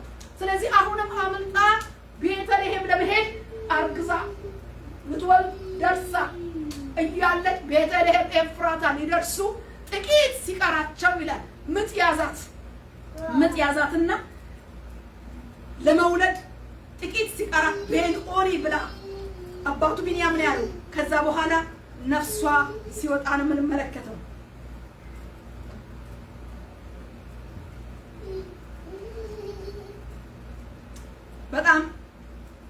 በጣም ከባድ ነገር ነው። አልገባችም ቤተል እዛ ተቀበለች። ልጁ ግን ቢንኦኒ ያለችው ቢንያም ግን ልጁ ግን ተወለደ። ራሔል አንደኛ በሴኬም ለነበረው የንስሐ እድል አልተጠቀመችበትም፣ በሩን አልተጠቀመችበትም፣ በንስሐ የሚቀበረውን አልቀበረችም። የሚገርም። ሁለተኛ ለመግባት አልቻለችም፣ መንገድ ቀረች። ሶስተኛ ልጇን ለማሳደግም የወለደችውን ለማሳደግ እንኳን አቅምና እድሉን አላገኘችውም። ለምን? ያዕቆብ የተገኘበት ይሙት ብሏል። በዚህ ጋፕ ውስጥ በረጅም ቆይታ ውስጥ ለይታ ታውቃለች። ያዕቆብ ነው የማያውቀው። ታውቀዋለች። ይዛ የወጣችውን የደበቀችበትን የሸሸገችበትን የዋሸችበትን የወር አበባዋ ሳይመጣ መጥቶብኛል ብላ እንዴት ትረሳዋለች? ታውቀዋለች። እያወቀች ነው። እዚህም ጋር ደግሞ ቅበሩ ሲባል ሴኬም ላይ አልጣለችው። እያወቀች ግን በምን ሁኔታ ጠቅልላው እንደያዘች አይታወቅም። ይሄንን የተራፊም ስዕል ይዘዋለች እና ለዲስቲኒው ትገባለህ ለተባለበት ለዲስቲኒው ለቤተልሔም ለዛ ለተስፋው ፍጻሜ ለዛ ስፍራ አልደረሰችም፣ አልበቃችም። ወገኖቼ አልገባችም። ዛሬ ከራሔል ምን እንማራለን? መነሻዋ የአባቷ ቤት ላባ ሆኖ መድረሻዋ ቤተልሔም ሆኖ ሳለ ቤተልሔም ኤፍራታ ለመድረስ ጥቂት ሲቀራት ነው ጉዞዋ የተጠናቀቀው። ዛሬስ ከራሔል ምንድን ነው የምንማረው? በፊታችን ላለ ትልቅ የሪቫይቫል ጉብኝት፣ የተሐድሶ ጉብኝት፣ ትልቅ እግዚአብሔር ለተናገረው በረከት እንዳንገባ፣ እንዳንወርስ፣ እንዳንገናኝ ከዚህ ትልቅ ከቤተ ክርስቲያን ጉብኝት ጋር እንዳንገናኝ ዛሬ በእኛም ህይወት ውስጥ የደበቅነው እያወቅን ችግሩን እያወቅን የት ጋር እንደሰረቀን የት ጋር እንደዋሸን የት ጋር ሸሽገን ደብቀን እንደያዝነው እያወቅን የእግዚአብሔር ቃል ሲመጣ የንስሐ ዕድል በግልም በቤተ ክርስቲያንም እንደ አገርም በአገር አቀፍ ደረጃ የንስሐ ጥሪ ሲደረግ እግዚአብሔር ፊት ሳንናዘዝ እየሸፈንን እየደበቅን ስማርት ሆነን ባሌ አያውቅም የቤተ ክርስቲያን መሪ የማያውቀው ባል የማያውቀው ሚስት የማያውቀው እኛ ግን የምናውቀው ውሉን በደንብ አድርገን የምናውቀው የቀበርነው ሸሽገን በኮርቻዋ ስር ሸሽጋ ያስመለጠችው የሚገርመው ኤልዛቤልን ስንመለከት ወደ ሰማርያ አክዓብን በማግባቷ የሲዶናውያንን አማልክት ወደ ሰማርያ አምጥታ አክዓብንም ጨምራ ህዝቡን ሁሉ እንዳስመለከች እንመለከታለን። ይሄ ባዕድ አምልኮ በጋብቻ ምክንያት እስራኤላዊቱን ማግባት ሲችል አክዓብ ሲዶናዊቱን በማግባቱ ሲዶናዊቱን ኤልዛቤልን ብቻ አይደለም ያገባው፣ የአባቷን ቤት የራሷን አምልኮ ይዛ መጣች። ለአምልኮ ለእስራኤል ወጥመድ ሆኗል፣ ለአክዓብ ወጥመድ ሆኗል።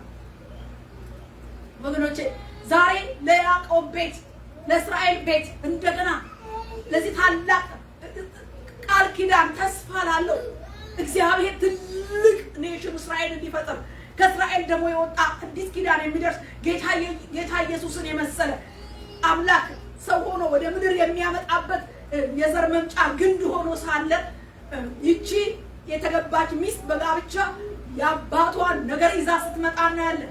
ያልተቆረጠላት ነገር ይሄ ነገር ነው። ከምን እግዚአብሔር አይቷል። በቃ ባሏ አልተስማማ አላወቀምና እግዚአብሔር ግን አይቶታልና ባያቅም ይሄ ያለበት ይሙት ብሏልና ይቺ ሴት መንገድ ስትቀር እናያለን። ወገኖቼ ዛሬም ከቤተ ክርስቲያን እግዚአብሔር ከገባልን ተስፋ ቃል እንዳንገናኝ መንገድ የሚያስቀር ምን ነገር ደብቀ ነው በንስሐ ሳንቀብረው እየተለማመድ ነው። እንዳውም አንደርግራውንድ ቢያስፈልግ ሼር እያደረግነው አንደርግራውንድ ስርጭት እያደረግን ሌሎችም እንዲለማመዱት እያደረግን ያለ አመጽ ክፋት የሆነ ነገር ይኖር ይሆን? ኤልዛቤል ያደረገችው እንደዛ ነው። መጣች፣ በቃ ማስፋፋት ጀመረች። የራሷን ነገር ይዛ ገባች። በጋብቻ ገብታ አስፋፋችው። አክዓብን አስመለከችው። መላ ሰሜን እስራኤልን ሰማርያን አስመለከችው።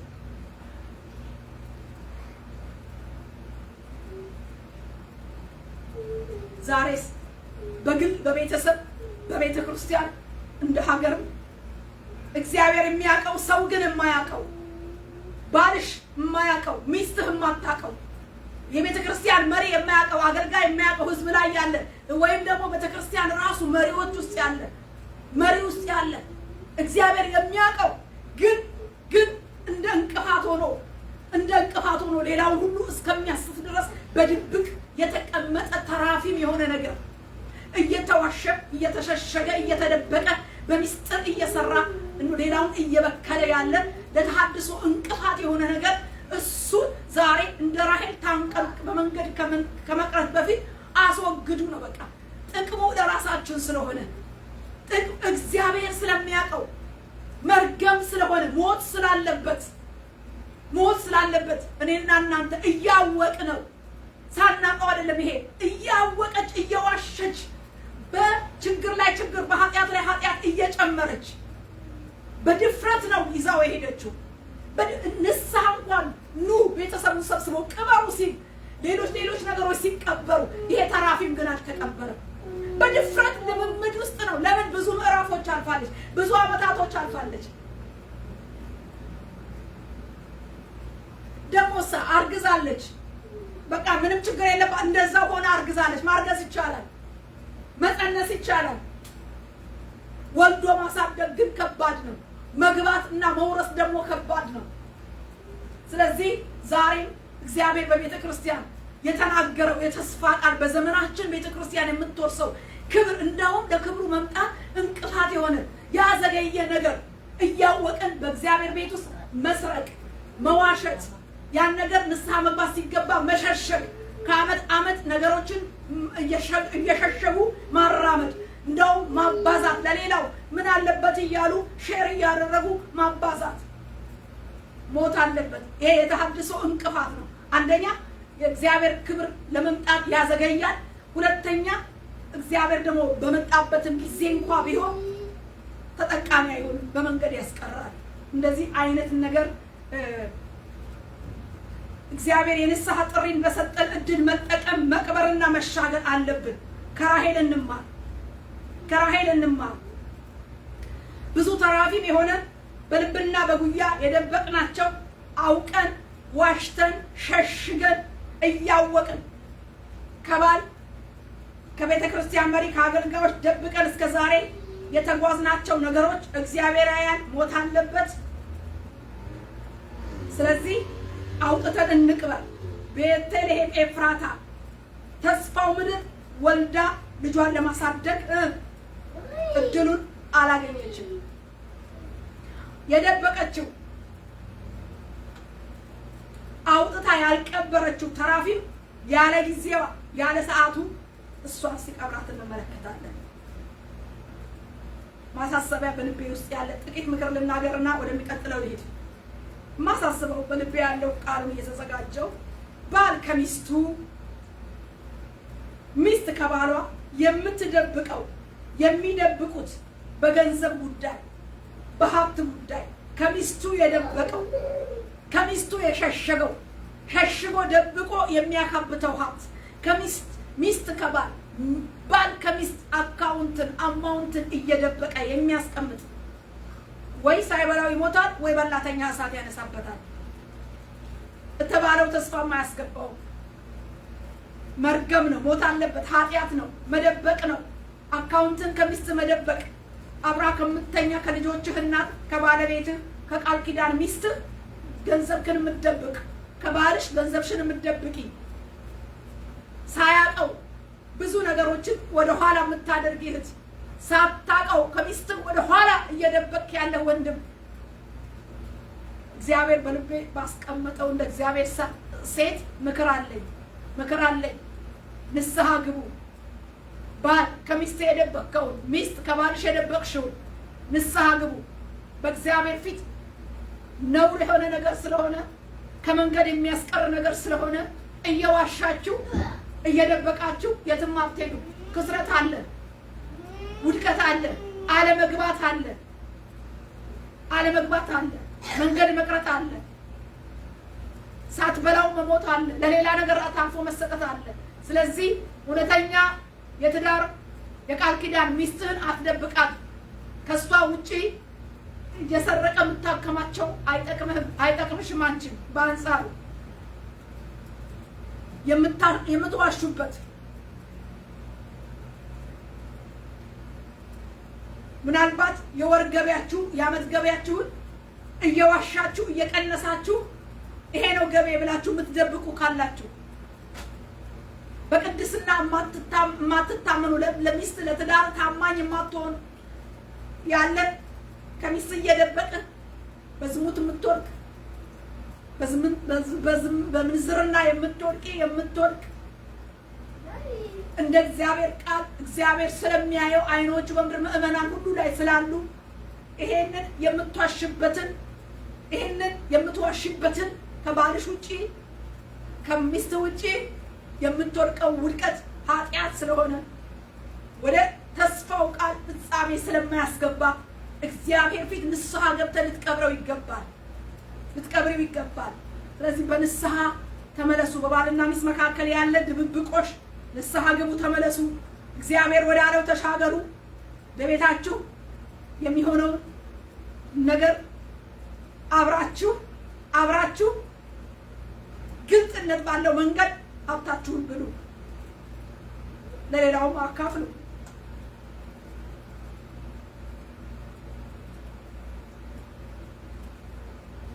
ስለዚህ ከባክግራውንድ ከአባታችን ቤት ወይም ከዓለም ወይም ከጓደኛ ያልተለየን ያልተላቀቅንበት ደግሞ ያልተፋታንበት ስውር ልምምዶች፣ ሰው የማያውቃቸው ስውር ልምምዶች፣ ሚስት የባሏን ስውር ልምምድ እስከማታውቅ፣ ባል የሚስቱን ስውር ልምምድ እስከማያውቅ ድረስ የተደበቀ ኃጢአት ግን የሚዋሽ በዛው ኃጢአት ላይ ንስሐ ሳይሆን ውሸት እየጨመርን ይሄ ክህደት ነው። እየሸሸግነው መልሰን በዛው ነገር የምንገኝ ከሆነ ንስሐም ገብተን ፍሬ ሳናፈራ ደግመን እዛ ውስጥ የምንገኝ ከሆነ ይሄ ክህደት ነው። ይሄ መንገድ ያስቀራል። ይሄ ሞት አለበት። የእግዚአብሔር ቃል ስለማይፈቅደው መንገድ ያስቀራል። እኛ ነው አይደለም ከምድር ካለው አሁን ቤተክርስቲያን ልትጎበኝበት ካለው ጉብኝት አይደለም ከእግዚአብሔር መንግስትም ያጎላል።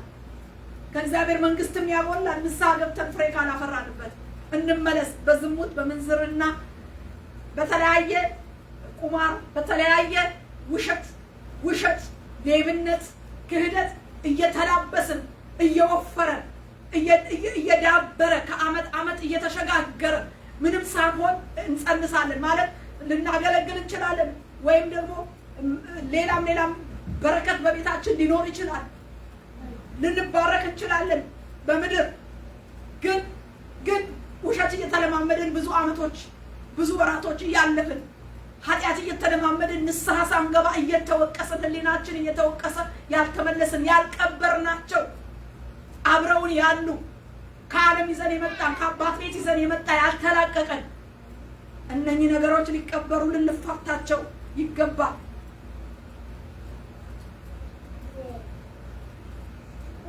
የደበቅነው አቅቶን እንኳን የተመታንበትን ያቃተንን ደበቅነው በእግዚአብሔር ፊት ጥሪ ያለኝ ንስሐ እንግባ። እርዳኝ በሉት፣ እግዚአብሔር ይረዳል። ደብቀን ከምንሞትበት ነገር ሜዳና መንገድ ከመቅረት ደብቀን ሸሽገን ከዓመት ይዘነው ከምንሄድ ይሄ ሱስ አለብኝ፣ ይሄ ችግር አለብኝ፣ አልተፋታኝም፣ አልተላቀቀኝም ብሎ በእግዚአብሔር ፊት ንስሐ መግባት፣ ካቃተን ደግሞ ጸጋ ስጠኝ ብሎ መለመን እግዚአብሔር ድፍረት ሆኖ ከመለማመድ ይልቅ ደክሞኛል አልችልም ብሎ እግዚአብሔር ፊት ራስን ማዋረድ እናንተ ደካሞች ሸክማችሁ የከበደ ሁሉ ኑ ወደ እኔ ማሳረፋችኋለሁ ስለሚል ድካማችንን ወደ እግዚአብሔር እናቅርበው። ከራሄል እንማር። ራሄል ባሏን ደብቃ አባቷን ሸሽጋ ደብቃ ይዛ የሄደችው ተራፌም ቤተልሔም ገብቶ የልቧን ሐሳብ አልሰራላትም። ያላትን ልጅ እንኳን እግዚአብሔር የሰጣትን እንኳን ወልዳ ማሳደግ ነው ያቃተው። ከእንደዚህ ቤተክርስቲያን ልንማር ይገባል። እግዚአብሔር ይርዳ። ስለዚህ ዛሬ ምን አለኝ ጥሪ ያለ ንስሐ ለጌታ ነገሩ እግዚአብሔር ሊገልጠው በቤተክርስቲያን ፊት ላዘጋጀው ለታላቁ ሪቫይቫል ለዚህ ለተሐድሶ ቅድመ ዝግጅት ልናደርግ ይገባል። ራእይን ወልዶ ከዳር ለማድረስ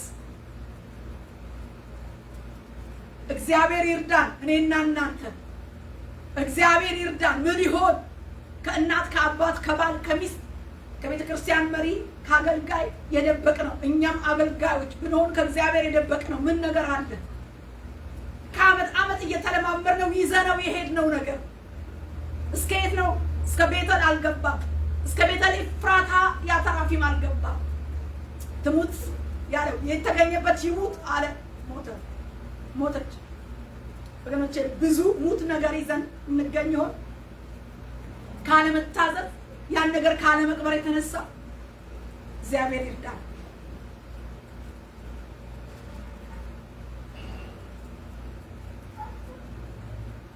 ጊዜው አሁን ነው። የተሐድሶ ዝግጅት ድብቅ ደባል የሆኑ ስውር ጣዖቶችን እናስወግድ።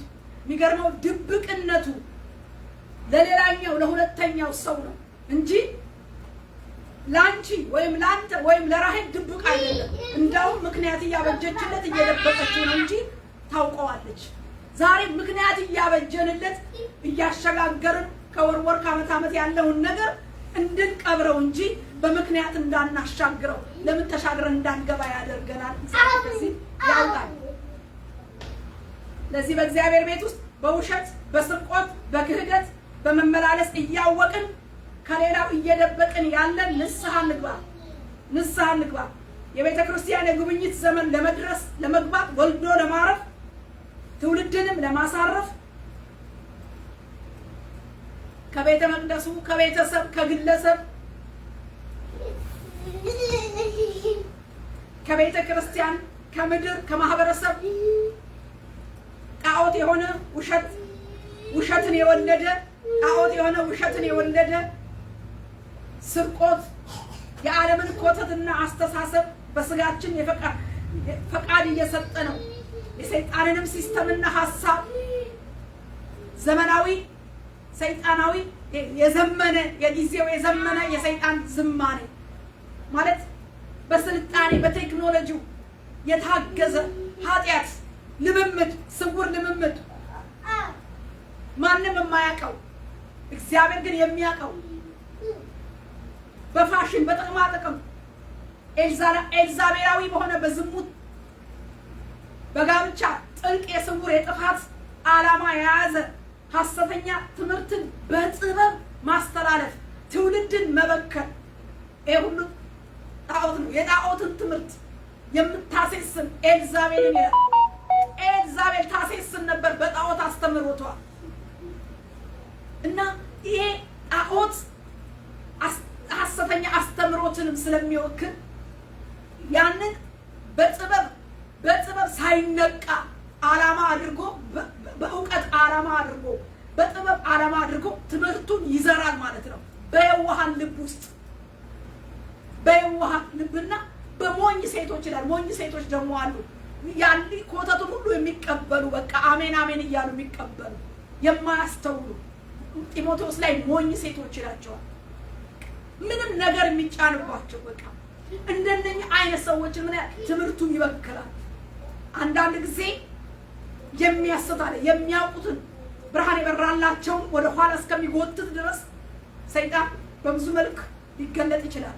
ጣዖታዊ አሰራር ሲስተምን ይዞ ጥበብን ይዞ እውቀትን ይዞ አስተምሮትን ይዞ ተራፊሙ ዝሙትን አመንዝራን እያጣፈጠ በጥቅማ ጥቅም ከረሜላ እያጣፈጠ በዚህ ብዙ ልምምዶችን ያስገባል። እነዚህ ልምምዶች ታዲያ ዓመታትን አስቆጥረው እስከየት ድረስ ነው? እስከ ጌታ መምጣት እስከየት ድረስ ነው? እስከ ዲስቲኒያችን እስከየት ድረስ ያስኬዱናል? ዛሬ የንስሐ ዕድል በሚሰጠን ጊዜ ሰብስበን ካልቀበርናቸው ሌሎችን ያሳትንባቸው ሁሉ ልክ አይደለሁም ንስሐ ግቡ ብለን በአደባባይ በንስሐ እየቀበርን ካልተሻገርን በስተቀር መንገድ ያስቀራል። ከራሔል እንማር።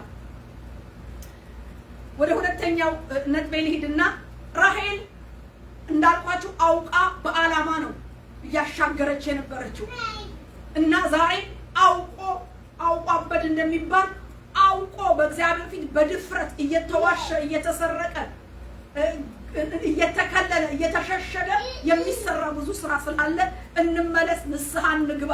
የንስሐ ዕድሎች በግልም በማህበርም በአገርም ደረጃ ሲመጡ እናዋርድ። እግዚአብሔር ይህን ዕድል ሲሰጥ ሊመጣ ያለ ነገር ስለሆነ ከክብሩ እንዳንጎድል እንድንገናኝ ክብሩን ተሐድሶውን እንድንገናኝ የተሐድሶ ቅድመ ዝግጅት እንቅፋትን ማስወገድ ነው እንዳልኳችሁ ለመጥረግ ነው ለማስወገድ ነው። ስርጓጉጡን እነሆ ኮረብታውን ተራራማውን ሸለቆማውን የመጥረግና የማስወገድ ስራ ስለሆነ ከህይወታችን መጀመር ማስወገድ ይገባናል። ይሄ ነው። ሁለተኛ እንድናየው የምፈልገው ሳናቀው የሚሰለጥናለን። ሳናቀው ጣዖትነቱን ሳናቀው ደግሞ በየዋህነት የምንበላበት ነገር አለ። ሳናቀው በጣም ይገርመኛል። ሁልጊዜ እንደምላችሁ ሕዝቅኤል 24 ከ15 እስከ 16 የእግዚአብሔር ቃል ሲናገር በእውነት ሕዝቅኤል እግዚአብሔርን የሚያገለግል እንደ ሕዝቅኤል ደግሞ ምልክት ሆኖ በከባድ ነገሮች ውስጥ ያለፈ እንደሱ ያለ ባሪያ የለም። በጣም በከባድ ነገር ነው ያለፈው። ለእግዚአብሔር ምልክት ነብይነቱ በስራ ሲገለጥ በከባድ ችግሮች ውስጥ አልፎ ለእስራኤል ጠባቂ ሆኖ መልእክቶችን ብዙ እንዳስተላለፈ እናያለን። እዚህ 24 ላይ ስንመለከት ግን የሚገርመው ህዝብ እያስተማረ ለህዝብ ጠባቂ ምልክት ሆኖ ህዝብን ተመለስ እያለ እንደኔ አይነት አገልጋይ ማለት ነው። ስሙ ወገኖች፣ ልብ በሉ። ነቢያት ሆይ አገልጋይ ሆይ ከኔ ጀምሮ ምንድን ነው የሚለው? የአይን አምሮትን ሕዝቅኤል እወስዳለሁ ሲለው ሕዝቅኤል አልተረዳም። አይኑ ላይ የአይን አምሮት ማለት ምንድን ነው? ሕዝቅኤል ላይ የታየ ጣዖት ነበረ። ከእግዚአብሔር በላይ አብልጦ አይኑ ላይ የተሳለበት ስዕል ነበረ። እግዚአብሔር የተቆጣበት መቅሰፍቱን ልኮ ሊያነሳው የወደደው ነገር ነበረ። ግን ሕዝቅኤል አልነቃም፣ አላወቀም። ያገለግላል ግን የእሱን አይን አላየውም። ስለዚህ ነው እኮ ባለፈው እንዳየነው አዲስ ኪዳን ላይ የራስክን ምሰሶ ሳታይ የሌላውን ጉድፍ ታጠራለህን? ያንተን ምሰሶ ሳታወጣ እንዴት የሌላውን ጉድፍ ላንሳክላለህ ይላል።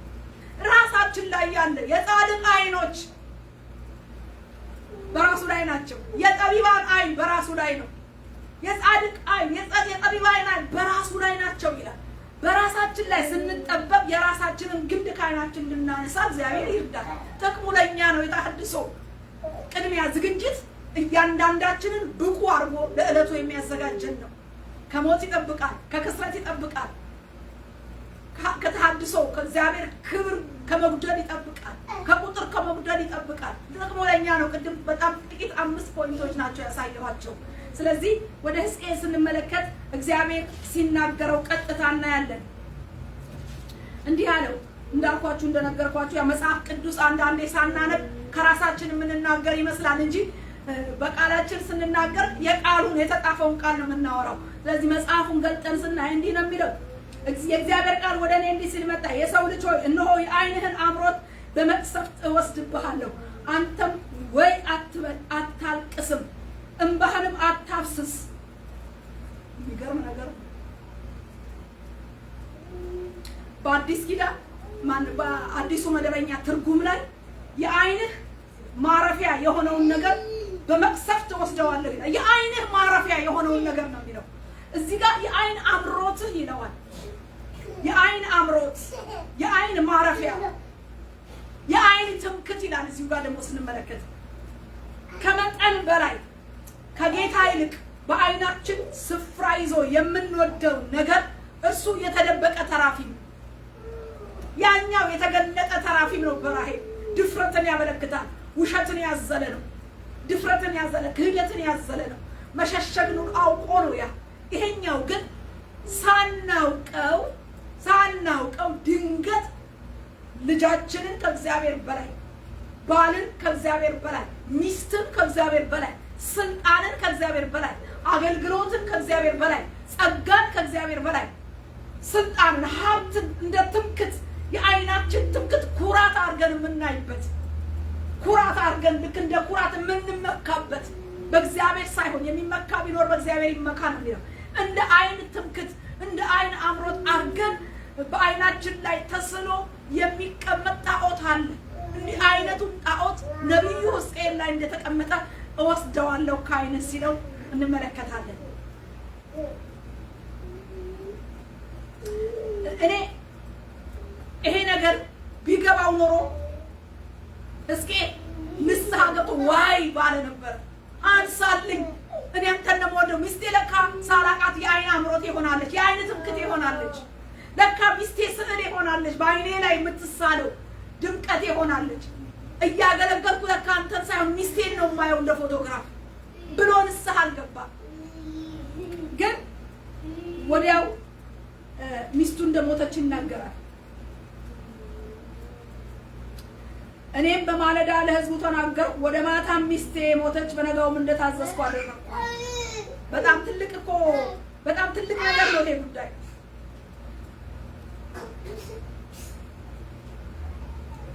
ዛሬስ ለኛ የአይን ትምክት፣ የአይን ማረፊያ፣ የአይን አምሮት ሆኖብን ከእግዚአብሔር ይልቅ ወደነው የተቀመጠ ነገር ይኖር ይሆን? ያው ያላወቅነው። ይሄ በጣም አደገኛ ነገር ነው። ስናቅስ ወይ እንደፍራለን ወይም ደግሞ ልባችን ተንዶ በእግዚአብሔር ቤት ንስሐ እንገባለን። ይሄ ግን ጣዖት መሆኑን አናውቀው። ጣዖት ነው።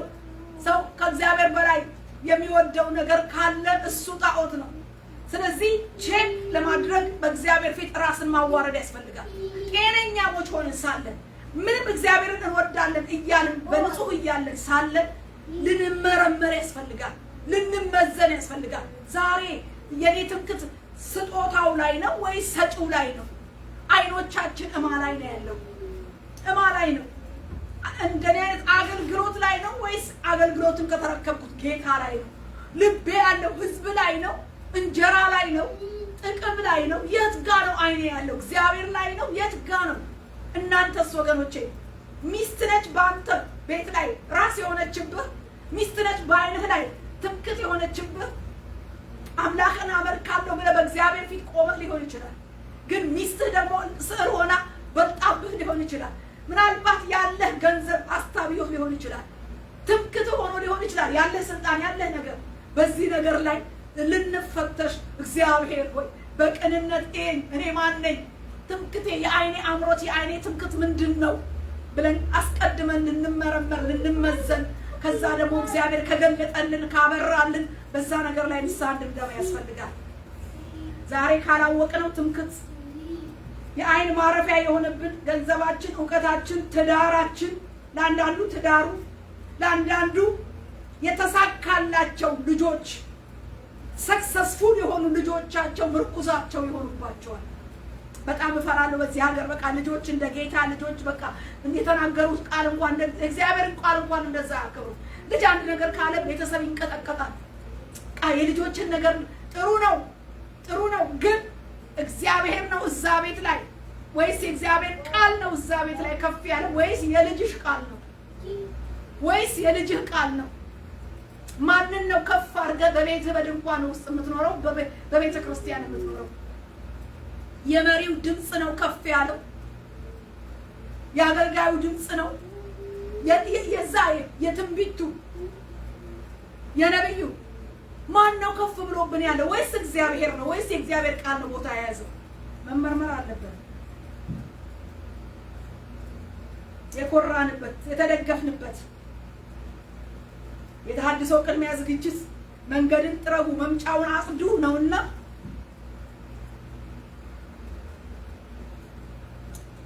ይሄን መፈተሽ አለብን።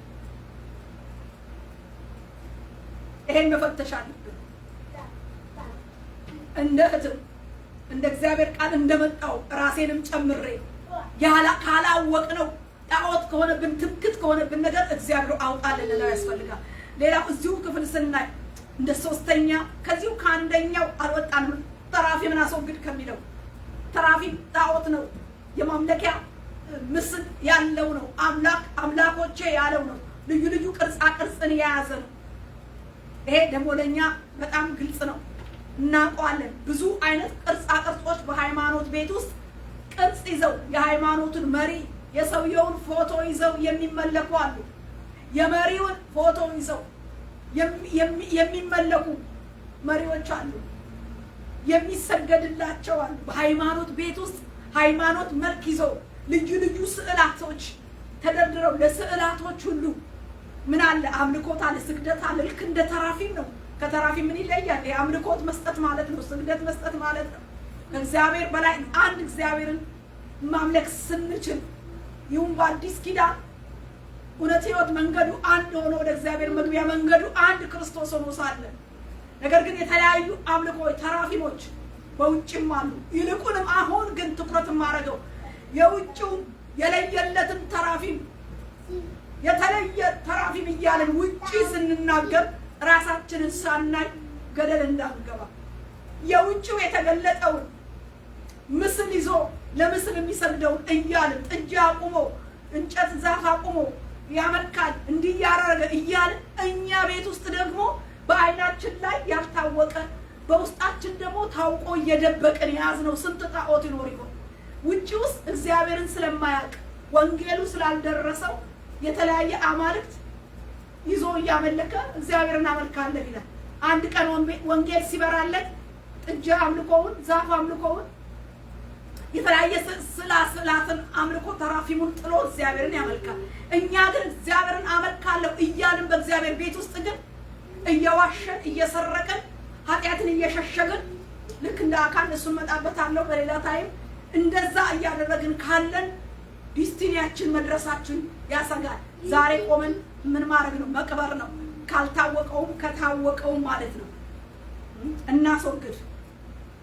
ሌላው የምናየው እንደ ህዝብ በማስ ደግሞ እንደ ቤተ ክርስቲያን እዛ ቦታ ላይ የመላው የእስራኤል ጣዖት ደግሞ በግልጽ እግዚአብሔር ሲናገር እንመለከታለን።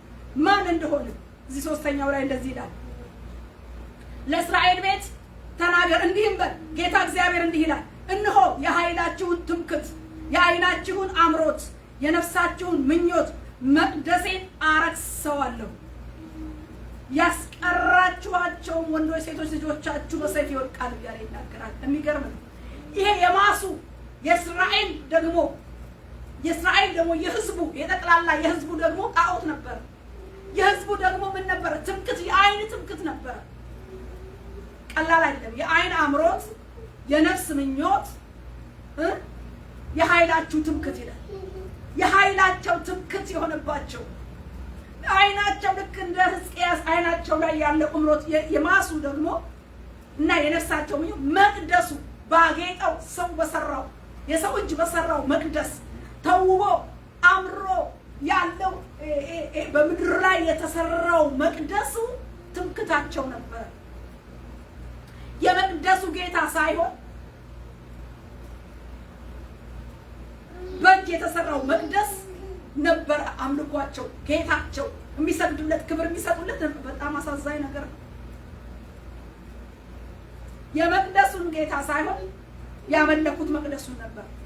በመቅደሱ ጌጥ፣ ውበት፣ ታላቅነት ልባቸው በምድርና በሰዎች በተሰራው መቅደስ ምን ብሏል? ወድቋል። የሰማይና የምድር ፈጣሪ አምላካቸውን ጥለው የሰው እጅ በሰራው መቅደስ ልባቸውን፣ አይናቸውን በዚህ ነገር ላይ በትምክህት በአምሮት ምኞታቸው ወድቋል በዚህ መቅደስ ላይ። ስለዚህ ነው በጣም የሚያሰጋ የኃይላችሁ ትምክህት፣ የዓይናችሁ አምሮት፣ የነፍሳችሁ ምኞት መቅደሴ ነው። ስለዚህ ይሄን መቅደስ የተመካችሁበትን ይሄን መቅደስ አረክሰዋለሁ ሲል በጣም በጣም በጣም በጣም ነው የሚያስፈራ። አረከሰው፣ አፈረሰው መቅደሱ። ወገኖቼ መቅደስ አናመልክም፣ የመቅደሱን ጌታ ነው የምናመልከው። በእብነ በረድ ይሰራ፣ በወርቅ ይሽቆጥቆጥ፣ ከሌላው መቅደስ የተለየ ቤት ይኑርህ፣ የተለየ ማምለኪያ ስፍራ ይኑርህ፣ የተለየ ወንበር ይኑርህ፣ የተለየ ጌጣጌጥ ቤቱን ይሙላው። ያ አይደለም ያንተ ትምክህት። ለመሪው ለህዝቡ ትምክህቱ የመቅደሱ ማሽቆጥቆጥ አይደለም። እዛ ውስጥ ጌታ አለ ወይ? አንተ በዛ ቤት ውስጥ ሆነ እግዚአብሔርን ነው ወይ የምታመልከው? እኔ ነኝ መመለክ ያለብኝ የመቅደሱ ጌታ እንጂ መቅደሱ አይመለክም። ለእግዚአብሔር ክብር ስንል ነው መቅደስን ህዝብ ልቡ ተሰጥቶ ቤት የሚሰራው፣ በስጦታ ቤት የሚሽቆጠቆጠው ለእግዚአብሔር ክብር ነው እንጂ የሚመለከው እግዚአብሔር ነው። ዛሬ እንደ ሕዝቅኤል በግል የዓይን አምሮት የግልን የልብ ጣዖት ያላወቅነው በእግዚአብሔር አይነት የታየ ሚስቱን ያጣበት ጣዖት ማለት ነው። እንደ እስራኤል ደግሞ በእጅ የተሰራ መቅደስ ከመቅደሱ ጌታ ይልቅ መቅደሱን አምላክ አድርገው ባመለኩበት በዚህ ውስጥ እንደ ግልን ራሔልን እንዳየን፣ ነብዩ ሕዝቅኤልን እንዳየን፣ እንደ ህብረትም ደግሞ ይሄን መቅደስ ያመለኩ እስራኤልን ህዝብ እንዳየን፣ የኃይላቸው ትምክህት እንዳየን ዛሬ አንዱን ቤተክርስቲያን ካንዱ እያነጣጠርን እያበላለጥን የኔ ቤተክርስቲያን ውበቱ ማማሩ ትልቅነት በዛ በቤተክርስቲያን ውበትና ድንቀት ከፍታና ልዩነት ትምክት ያድርብን ይሆን? ወይም ደግሞ መሪን ከመሪ ያበላለጥን የኔ መሪ የኔ አጵሎስ ነው የኔ ኬፋ ነው እያልን መሪዎችን እያበላለጥን እግዚአብሔርን ነው መሪን እናከብር ይሆን? መሪን ማክበር በጎ ሆኖ ሳለ እናመልክ ይሆን? መሪዎች አምላካችን ሆነዋል። ነቢያቶች አምላካችን ሆነዋል። ፓስተሮች አምላካችን ሆነዋል። የህንጻው አሰራርና የህንጻው ውበትና ሀብት ልኩ እንድንመካ አድርጎናል። ሌሎችን እየናቅን እያንኳሰስን ያ ቤት ህንጻውና ውበቱ የተለየ ነገር አድርጎ ልባችንን ትምክት አሳድሮበታል። እንመርምር። የእስራኤል ህዝብ ማሱ የወደቀው ደግሞ በዚህ ነገር እንደሆነና መቅደሱን ቁጥቁጡ እንደወጣ እና ፍርስርሱ እንደወጣ እግዚአብሔር ቃል ይናገራል። ሌላው እዚሁ ላይ ደግሞ ሶስተኛ የምናየው አራተኛ እንጂ አንደኛ ራሔልን አይተናታል በተራፊምን አስወግድ በሚል እንደገና ነብዩን አይተናል። ሁለተኛ ሶስተኛ እንደ ህዝብ አይተናል። አራተኛ በጣም የሚያስደነግጠው ደግሞ እንደዚህ ይላቸዋል።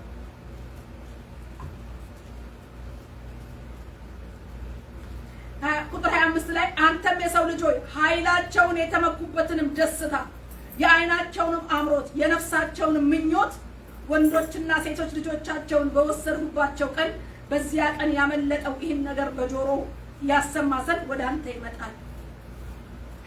በጣም ከባድ እዩት ወገኖች። ኃይላቸውን ይላል የተመኩበትን ደስታ ይላል። የተመኩበት ደስታ የእግዚአብሔር ደስታ አይደለም። የእግዚአብሔር ደስታ የህዝቡ ኃይል ነው ይላል በነህምያ። የእግዚአብሔር ደስታ ለህዝቡ ኃይል ነው። እዚህ ግን ትምክታቸው ደስታቸው የተመኩበት ትምክታቸው ነው ደስታ የሆነላቸው። ኃይላቸው የተመኩበት ደስታ የነፍሳቸው ምኞት ይላል ወንዶችና ሴቶች ልጆቻቸው በወሰድኩባቸው ቀን ይላል። ወገኖቼ በተሳካላቸው ወንዶች በተሳካላቸው ሴቶች ልጆች ላይ ቤተሰቦች ላይ የትምክታችን ደስታ አድርገን በእነሱ እንዳንቆም እንደ ታኮ እንደ ጫማ እንዳንቆም የነሱ ነገር ለኛ የልብ ደስታ ሊሆን አይገባም። የልባችን ዋናው ደስታ ሰጪው እግዚአብሔር ነው። ልጅን የሚሰጥ እግዚአብሔር ነው። ልጆች የእግዚአብሔር ስጦታዎች ናቸው። የሁሉም ፍሬ እሱ ዋጋ ነው ይላል። በልጆቻችን ስኬቶች የምንኮራ ከሆነ በትዳራችን ስኬቶች የምንኮራ ከሆነ በእጆቻችን ስራዎች በአገልግሎታችን ስኬት ፍሬዎች የምንመካና የልብ ደስታ አድርገን በዚህ ነገር ጣዖት ሆኖብን ከታየን እግዚአብሔር ይሄን ጉዳይ ያውቀዋል። እኛ ባናውቀው እግዚአብሔር ያውቀዋል። ስለዚህ የትምክታቸው ደስታ የሆነውን ሳያውቁት ወንዶችና ሴቶች ልጆቻቸው የትምክት ደስታ ስኬቶቻችን የሆኑ የደረሱ ማዕረግ ስፍራ የያዙ እነሱ ትምክት ማድረግ አደጋ አለው። አደጋ እወስዳለሁ እያለ ይናገራል። እዚህ ጋር ለነብዩ ለሕዝቅኤል አራራለት።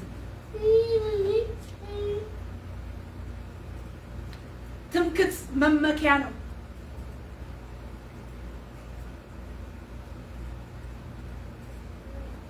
ስለዚህ የተሳካለት ትዳር፣ የተሳካለት ሚስት፣ የተሳካለት ባል፣ የተዋጣላቸው ልጆች ትምክታችን የልብ ደስታችን ሊሆኑ አይገባም።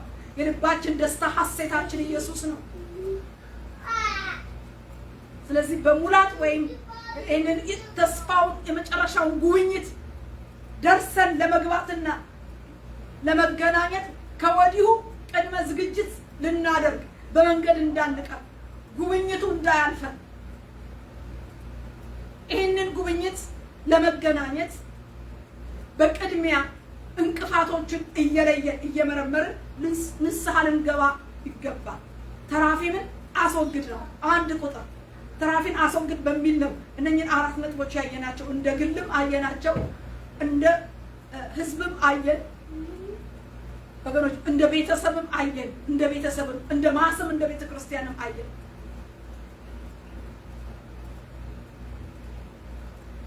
እንደ ራሔል እኛ አውቀን ዋሽተን ሰርቀን ብዙ ምዕራፍ ሄድንባቸውን ቤተልሔም ኤፍራታ ሳትደርስ ወልዳም ሳታሳድግ እንደቀረችው ይሄንን ነገር በክርስቶስ ኢየሱስ ደም ምዕራፎቹን እየዘጋን እድል በሰጠን ጊዜ እየቀበርን ቤተክርስቲያን ወደ ተባለላት ጉብኝት በሙላት እንድትገባ ቅድመ ታድሶ ቅድመ የተሐድሶ ዝግጅት ለማድረግ በዚህ ነገር ላይ ዋን ቱ ዋን በግልም በቤተሰብም በማህበርም የሆነውን ነገር በግልጽ በእግዚአብሔር ፊት እያወጣን የተሸሸጉትን የተደበቁትን የዋሸንባቸውን እንደ ራሔል እንደ ሳናቅ ደግሞ እንደ ነብዩ እንደ ሕዝቅኤል በአይን ላይ የተቀመጠውን አናቀው ጤነኛንን ኦኖስ ጤነኛንን ግን ሚዛኑ ይመዝነን እግዚአብሔር መንፈስ መዝነኝ ብለን እንለው ይገባል።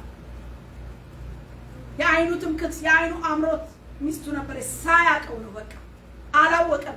ይሄንን ነገር በእግዚአብሔር ፊት እኛ ለትምህርታችን ስለተጻፈልን ቀድመን ልንጠነቀቅ ከአይናችን ላይ ልናስወግደው ይገባል። የአይን ቅርፊት፣ የአይን ግድግዳ፣ የአይን እሾክ፣ የአይን መጋረጃ፣ የአይን ጨለማ፣ አይነ ጥላ፣ አይን የጋረደ የልብ ግርዶሽ የሆነብን ጣዖት የሆነ ነገር ከልሎ ያለ ነገር በኢየሱስ ክርስቶስ ደም ይሄ ተሐድሶ ከመምጣቱ በፊት ግድግዳው ከአይናችን ከልባችን እንዲፈርስ በእግዚአብሔር ፊት ንስሐ እየገባ በእውነት ራሳችንን በማዋረድ አቅጣጫ ደግሞ እንዲያሳየን።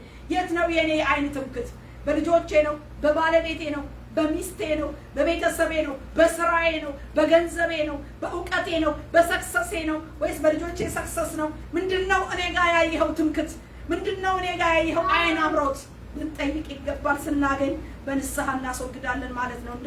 እንደ ቤተ ክርስቲያን እንደ ማህበረሰብ ደግሞ የመቅደሱ ጌታ ሳይሆን በመቅደሱ ውበት፣ ድምቀት፣ ማራኪነት በእጅ በሚሰራ ግንብ የተመካ መቅደሱ ፈረሰ፣ እነሱም ተማረኩ። እንዲህ አይነትም ውድቀት ስላለ ዛሬ ትምክህቶቻችን የቤተ ክርስቲያን ህንጻና ወንበር ወርቃማና የበዛ ሀብትና ነገር አይደለም። ትምክህታችን የቤተ ክርስቲያን ሀብት አይደለም። የቤተ ክርስቲያን ያማረ ህንጻ አይደለም። የሰው ብዛት አይደለም። በዛ ውስጥ እግዚአብሔርን በትክክል አምልከን ወደ ተሐድሶ የሚገባ ህይወት አለን ወይ? ፈሪሃ እግዚአብሔር አለ ወይ? ጉባኤው እግዚአብሔር በእግዚአብሔር ህዝቡ በእግዚአብሔር መንፈስ ነው ወይ የሚመራ ወይስ ማን ነው እየተመለከ ያለው? ይሄን ነገር ልናይ ይገባል። አራተኛ ስናይ እዛም ላይ የልጆቻቸው የትምክህት የልጆች ትምክህት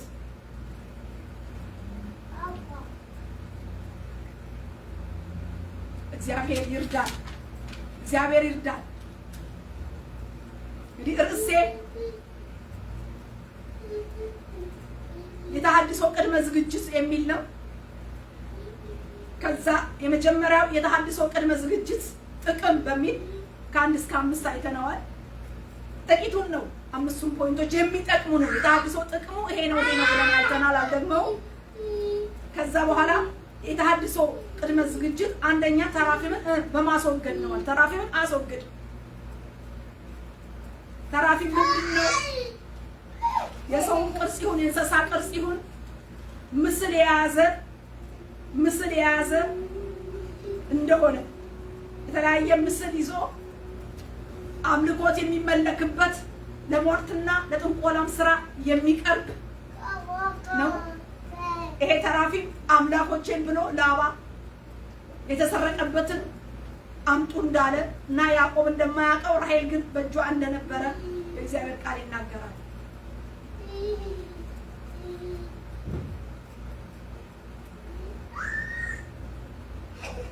ስለዚህ አይተናል። ራሔልን በግላችን የምናውቀውን ሌላው የማያውቀውን የቅርብ የሆነ ባል የቅርብ የሆነች ሚስት የማታውቀውን የተለያየ አይነት ጨለማን ተገን ያደረገ የአውቆ ድብቅ ውሸት የተላበሱ ክደት የያዙ መሰረት ያላቸውን ነገሮች አስቀድመን እናስወግድ። ጌታ ይርዳል። ይሄ ትልቅ መፍትሄ ነው። ለተሐድሶ መምጣት የሚያቻኩል መንገድ ነው። እንቅፋት ማስወገጃ ነው። መንገድ መጥረጊያ ነው። ንስሐ ግቡ እያለ እንደጠረገ ዮሐንስ መጥምቁ። ታዲያ ዛሬ አስቀድማ ቤተክርስቲያን የራሷን ነገር ማስወገድ ሊመጣ ላለው ክብር ዝግጅት ማድረግ ማለት ይሄ ነው። ሲገለጥ ደግሞ በምን ላይ ሲባል ደግሞ እንደዚህ ባለው ነገር ላይ ዛሬ ይህን ሰምቶ ድብቅ ኃጢአት ይዞ ከሚስቱ ከባሉ ከቤተሰቡ ልይት ያለ ነገር ይዞ የሚቀጥል ከሆነ ድፍረት ነው፣ ሞት አለበት። በእውነት ንስሐ እንድንገባ ያሳስበናል እግዚአብሔር በቃሉ በመንፈሱ። ሌላ እኛም አናውቀው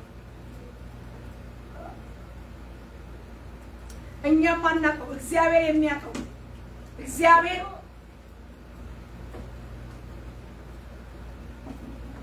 አይቶ በመቅሰፍት ወስዳለሁ ብሎ ልክ እንደ ሕዝቅኤል እንደተናገረው ዛሬ እኛም እንዳልኳችሁ እናስፈትሽ ራሳችንን። የመላው የእስራኤል ቤት ነገር በጣም ያሰጋል። የዚህን ዘመን የቤተ ክርስቲያን ትምክህት፣ አገልጋዮች ትምክህታችን፣ መቅደሱ ትምክህታችን አንዱን ከአንዱ እያወዳደር በጥራት በብዛት ትምክህት እያደረግን የምንቆጥርና ለዓይናችን ትምክህት የሆነብን ይሄንን ነገሮች ሁሉ እያየን እንድንፈትሽ እንድንቀብር ይሄ ምን ያደርገዋል? ተሐድሶውን ያፋጥነዋል።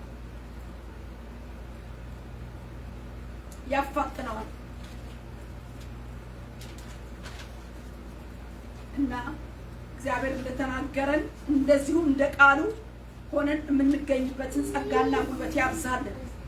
ዛሬ እንደ ግልም ሆነ እንደ ቤተ ክርስቲያን እንደ ቤተሰብ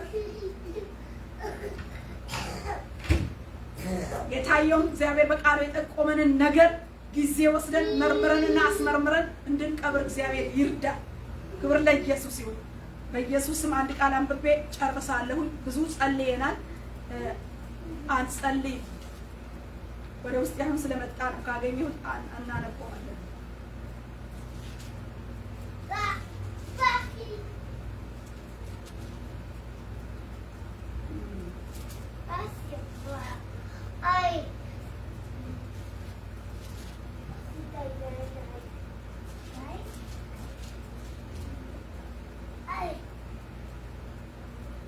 በጌታ በኢየሱስ ስም አንብቤ ጨርሳለሁ።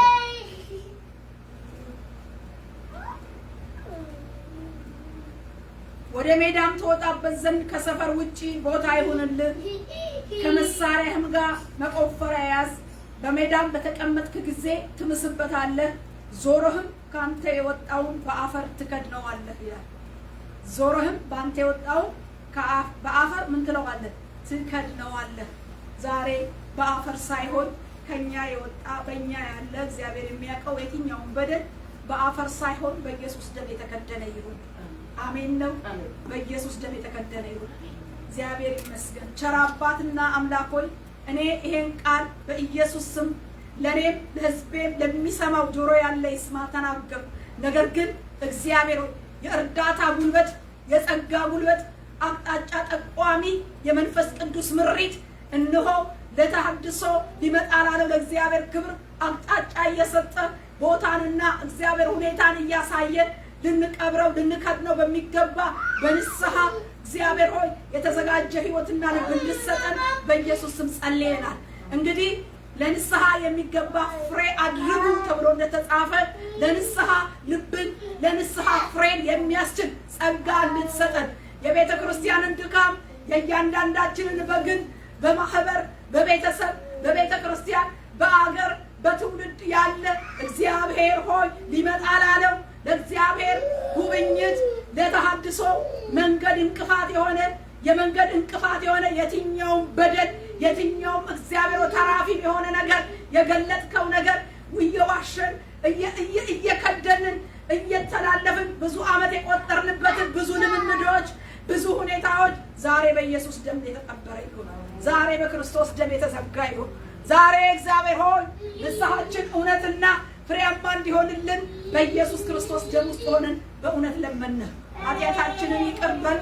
ቃሉ እንደመጣልን ራሳችንን እንድናይ በራችንን ዘግተን ምኖ በግልም በቤተሰብም በማህበርም እንድንፈትሽና በፊትህ የተዘጋጀን ሆነን እንድንጠብቅ መንፈስ ቅዱስ ጌታ እርዳ። በኢየሱስም ተናጋሪዋን እርዳ፣ ሰሚውን እርዳ፣ ቤተ ክርስቲያንን እርዳ። ጸጋ ይብዛልን። ዛሬ እኛ እግዚአብሔር ሆይ ደካሞች ነን። ነገር ግን ሊረዳን ወደሚችል ወደ ታመነው ወደ ሊቀ ካህናችን ወደ ኢየሱስ ክርስቶስ ወደ ጸጋው ዙፋን በእምነት ደሙን ይዘን ቀርበናል። በእኛ የተገኘ አንደፍርም። ከምዕራፍ ምዕራፍ ይዘን አንሸጋገርም። ዛሬ በጸጋው ዙፋን በአምላካችን ፊት በክርስቶስ በተሰራው ተፈጸመ ብሎ እሱ በተፈጸመበት እነሆ ጉብኝቱ ሊፈጸም በኢየሱስ ደም በኩል ሊከናወንልን ዛሬ በቤተ ክርስቲያን የድፍረት የሆነ ሌብነት ያለበት ውሸት ያለበት እግዚአብሔር ሆይ ክህደት የሆነ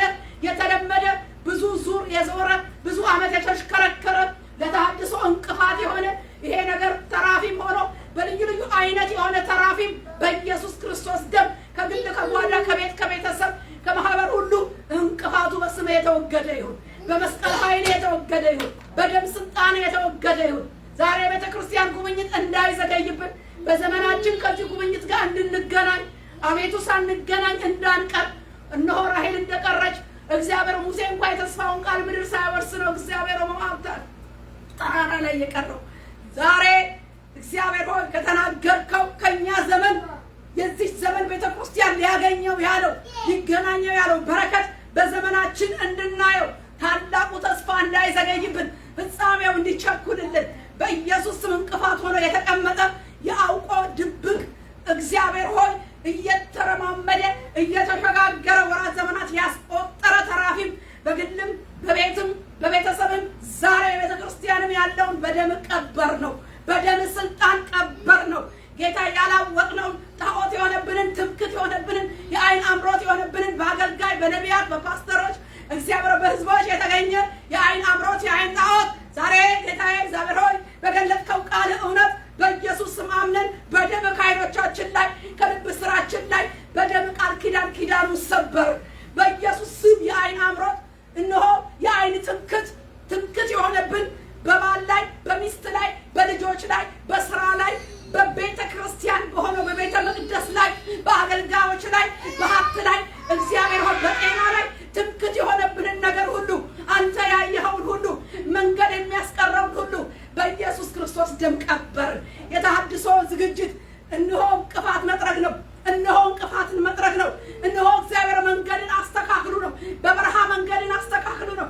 ንስሐ ግቡ ነው። መለከት መስማት ነው። የንስሐ ዕድል በሰጠህን ጊዜ እንደ ራሔል ዝም ብላ አልፋ እንደሄደች እንዳልቀበረች እንደለመደችው ቢያልፍ መስሏት ቤተልሔም ልትገባ መስሏት አልቻለች። ዛሬ ጌታዬ ወልዶ ለማሳደግ ለመሳም ለማሳደግ የሚያስችል ምህረት ጠየቅን። ምህረት ጠየቅን። የስርየቱን ደም ጠየቅን። ምህረት ጠየቅን። የኪዳኑን ደም ጠየቅን። የስርየቱን ደም ለመንን። በኢየሱስ ደም የተቀበረ ይሁን። በኢየሱስ ደም የቤተ ክርስቲያን የህዝብ ላይ ያለ የአይን ጣዖት ህዝብ ላይ ያለ የአይን ትምክት የውጭ ጣዖት አላልንህም። ውጭውማ ሳያውቅም እግዚአብሔር የተለያየ ስላስን ያመልካል። ውጭውማ አሕዛብ ነው። ነገር ግን ያመነው አውቃለሁ የሚለው ህዝብ መካከል የተገኘ ተራፊም የሆነ አውቆ የሆነ ሳያውቀው የሆነ እነሆ በመቅደስ የሆነ በግን በቤት ሆን ዛሬ በኢየሱስ ስም እግዚአብሔር ሆይ ቃሉን የላከ የታመንከው ፈጣሪ በክርስቶስ የመስቀል ስራ በፈሰሰው ቅዱስ ደም ድብቅና ስውር የሆነ ጣዖት የሆነ ቤተ ክርስቲያን ላይ ያለ ያልተላቀቀ ያልተፋታ እግዚአብሔር ሆይ የመንፈስ ቅዱስ ጉብኝትን ያዘገየ በጓዳ እስከ አደባባይ ድረስ የተገለጠው በኢየሱስ ደም ቀበር ነው። በስርየቱ ደም ቀበር ነው። ምህረትን ለመንን መሻገርና እግዚአብሔር የተስፋ ቃልክን በአይናችን አይተን ለምድር እግዚአብሔር ሆይ ታላቁ ሪቫይቫል መጥቶ ህዝብን እግዚአብሔር እንዲወርስና የክርስቶስ ምጽአት እንዲቸኩልልን በኢየሱስም ተስማምተን ጸልየናል። እርዳን እርዳን እርዳን። ያላንተ ማድረግ አንችልም። በኢየሱስ ጌታ ድንቅ ስም አሜን። እግዚአብሔር ይባርካችሁ። በውስጤ ኃይለኛ ጸሎት ነው ያለው ማይቋረጥ የሚክቶለቶን እና ከጠዋትም እዚህ ብዙ ነው የጸለይነው ወገኖች ብዙ እግዚአብሔር ጸሎታችንን ይስማ። እግዚአብሔር ጸሎታችንን በስርየቱ ደም ይስማ። በደሙ ምልክት በደሙ መስመር ጸሎታችንን ይስማ። የእስከዛሬ ቤተክርስቲያን ይዛ ያልጣለችው የተመላለሰችባቸው በድፍረት የተመላለሰችባቸው በውሸት በክደት ይዛ እነ ደብቃ የተሸጋገረችባቸው የብዙ ዓመቶች ድብቅ ጣዖቶች ውጪ ላይማ እጅ ምን አስነሳል? በቤተ ክርስቲያን ባመነው መካከል ያለ ድብቅ ጣዖት የእግዚአብሔርን እጅ ያገደ የእግዚአብሔርን የሥራ ጉብኝት የከለከለ ያዘገየ የሚያስቀር ሜዳ የሚያስቀር ዛሬ በእውነት ቃል ኪዳኑ በክርስቶስ የደም ቃል ኪዳን የፈረሰ ይሁን። በደም ኪዳን የተሻረ ይሁን። ምህረቱ ዘልቆ እንዲገባ ሰማይ እንዲከፈት ጉብኝቱ ፈጥኖ እንዲመጣ ምድር በዚህ ታላቅ የመንፈስ ቅዱስ ሪቫይቫል እንድትጎበኝ ችግሮችና እግዚአብሔር መሰናክሎች እንዲነሱ ሰይጣን ዲያብሎስ ድል እንዲነሳ ህዝብ ወደ አንተ እንዲጎር ቤተ ክርስቲያን ብርሃኗና እግዚአብሔር ጨውነቷ ለዓለም እንዲታወቅ ዛሬ እርቅ እንዲሆን ዛሬ ጉብኝቱ እንዲፈጥን ይደም ጣልቃ እንዲገባልን ይምረት ጣልቃ እንዲገባልን የአዲስ ኪዳን ምህረት የክርስቶስ የመስቀል ስራ ጣልቃ እንዲገባ የቤተ ክርስቲያን ጉብኝት እንዲፈጥን በጌታ በኢየሱስም ደም እንዲፈጥን የቃል ኪዳኑ ደም እነሆ ኃይል እንዲያረግ እግዚአብሔር ሆይ ምህረት እግዚአብሔር ሆይ ሊቀ ካህናችን በቀኝ ሆኖ የሚማልድበት የሊቀ ካህኑ የደሙ ምልጃ የስርየቱ ደም ቤተ ክርስቲያንን ከዚህ እግዚአብሔር ሆይ ከዚህ ከጣዖት አምልኮ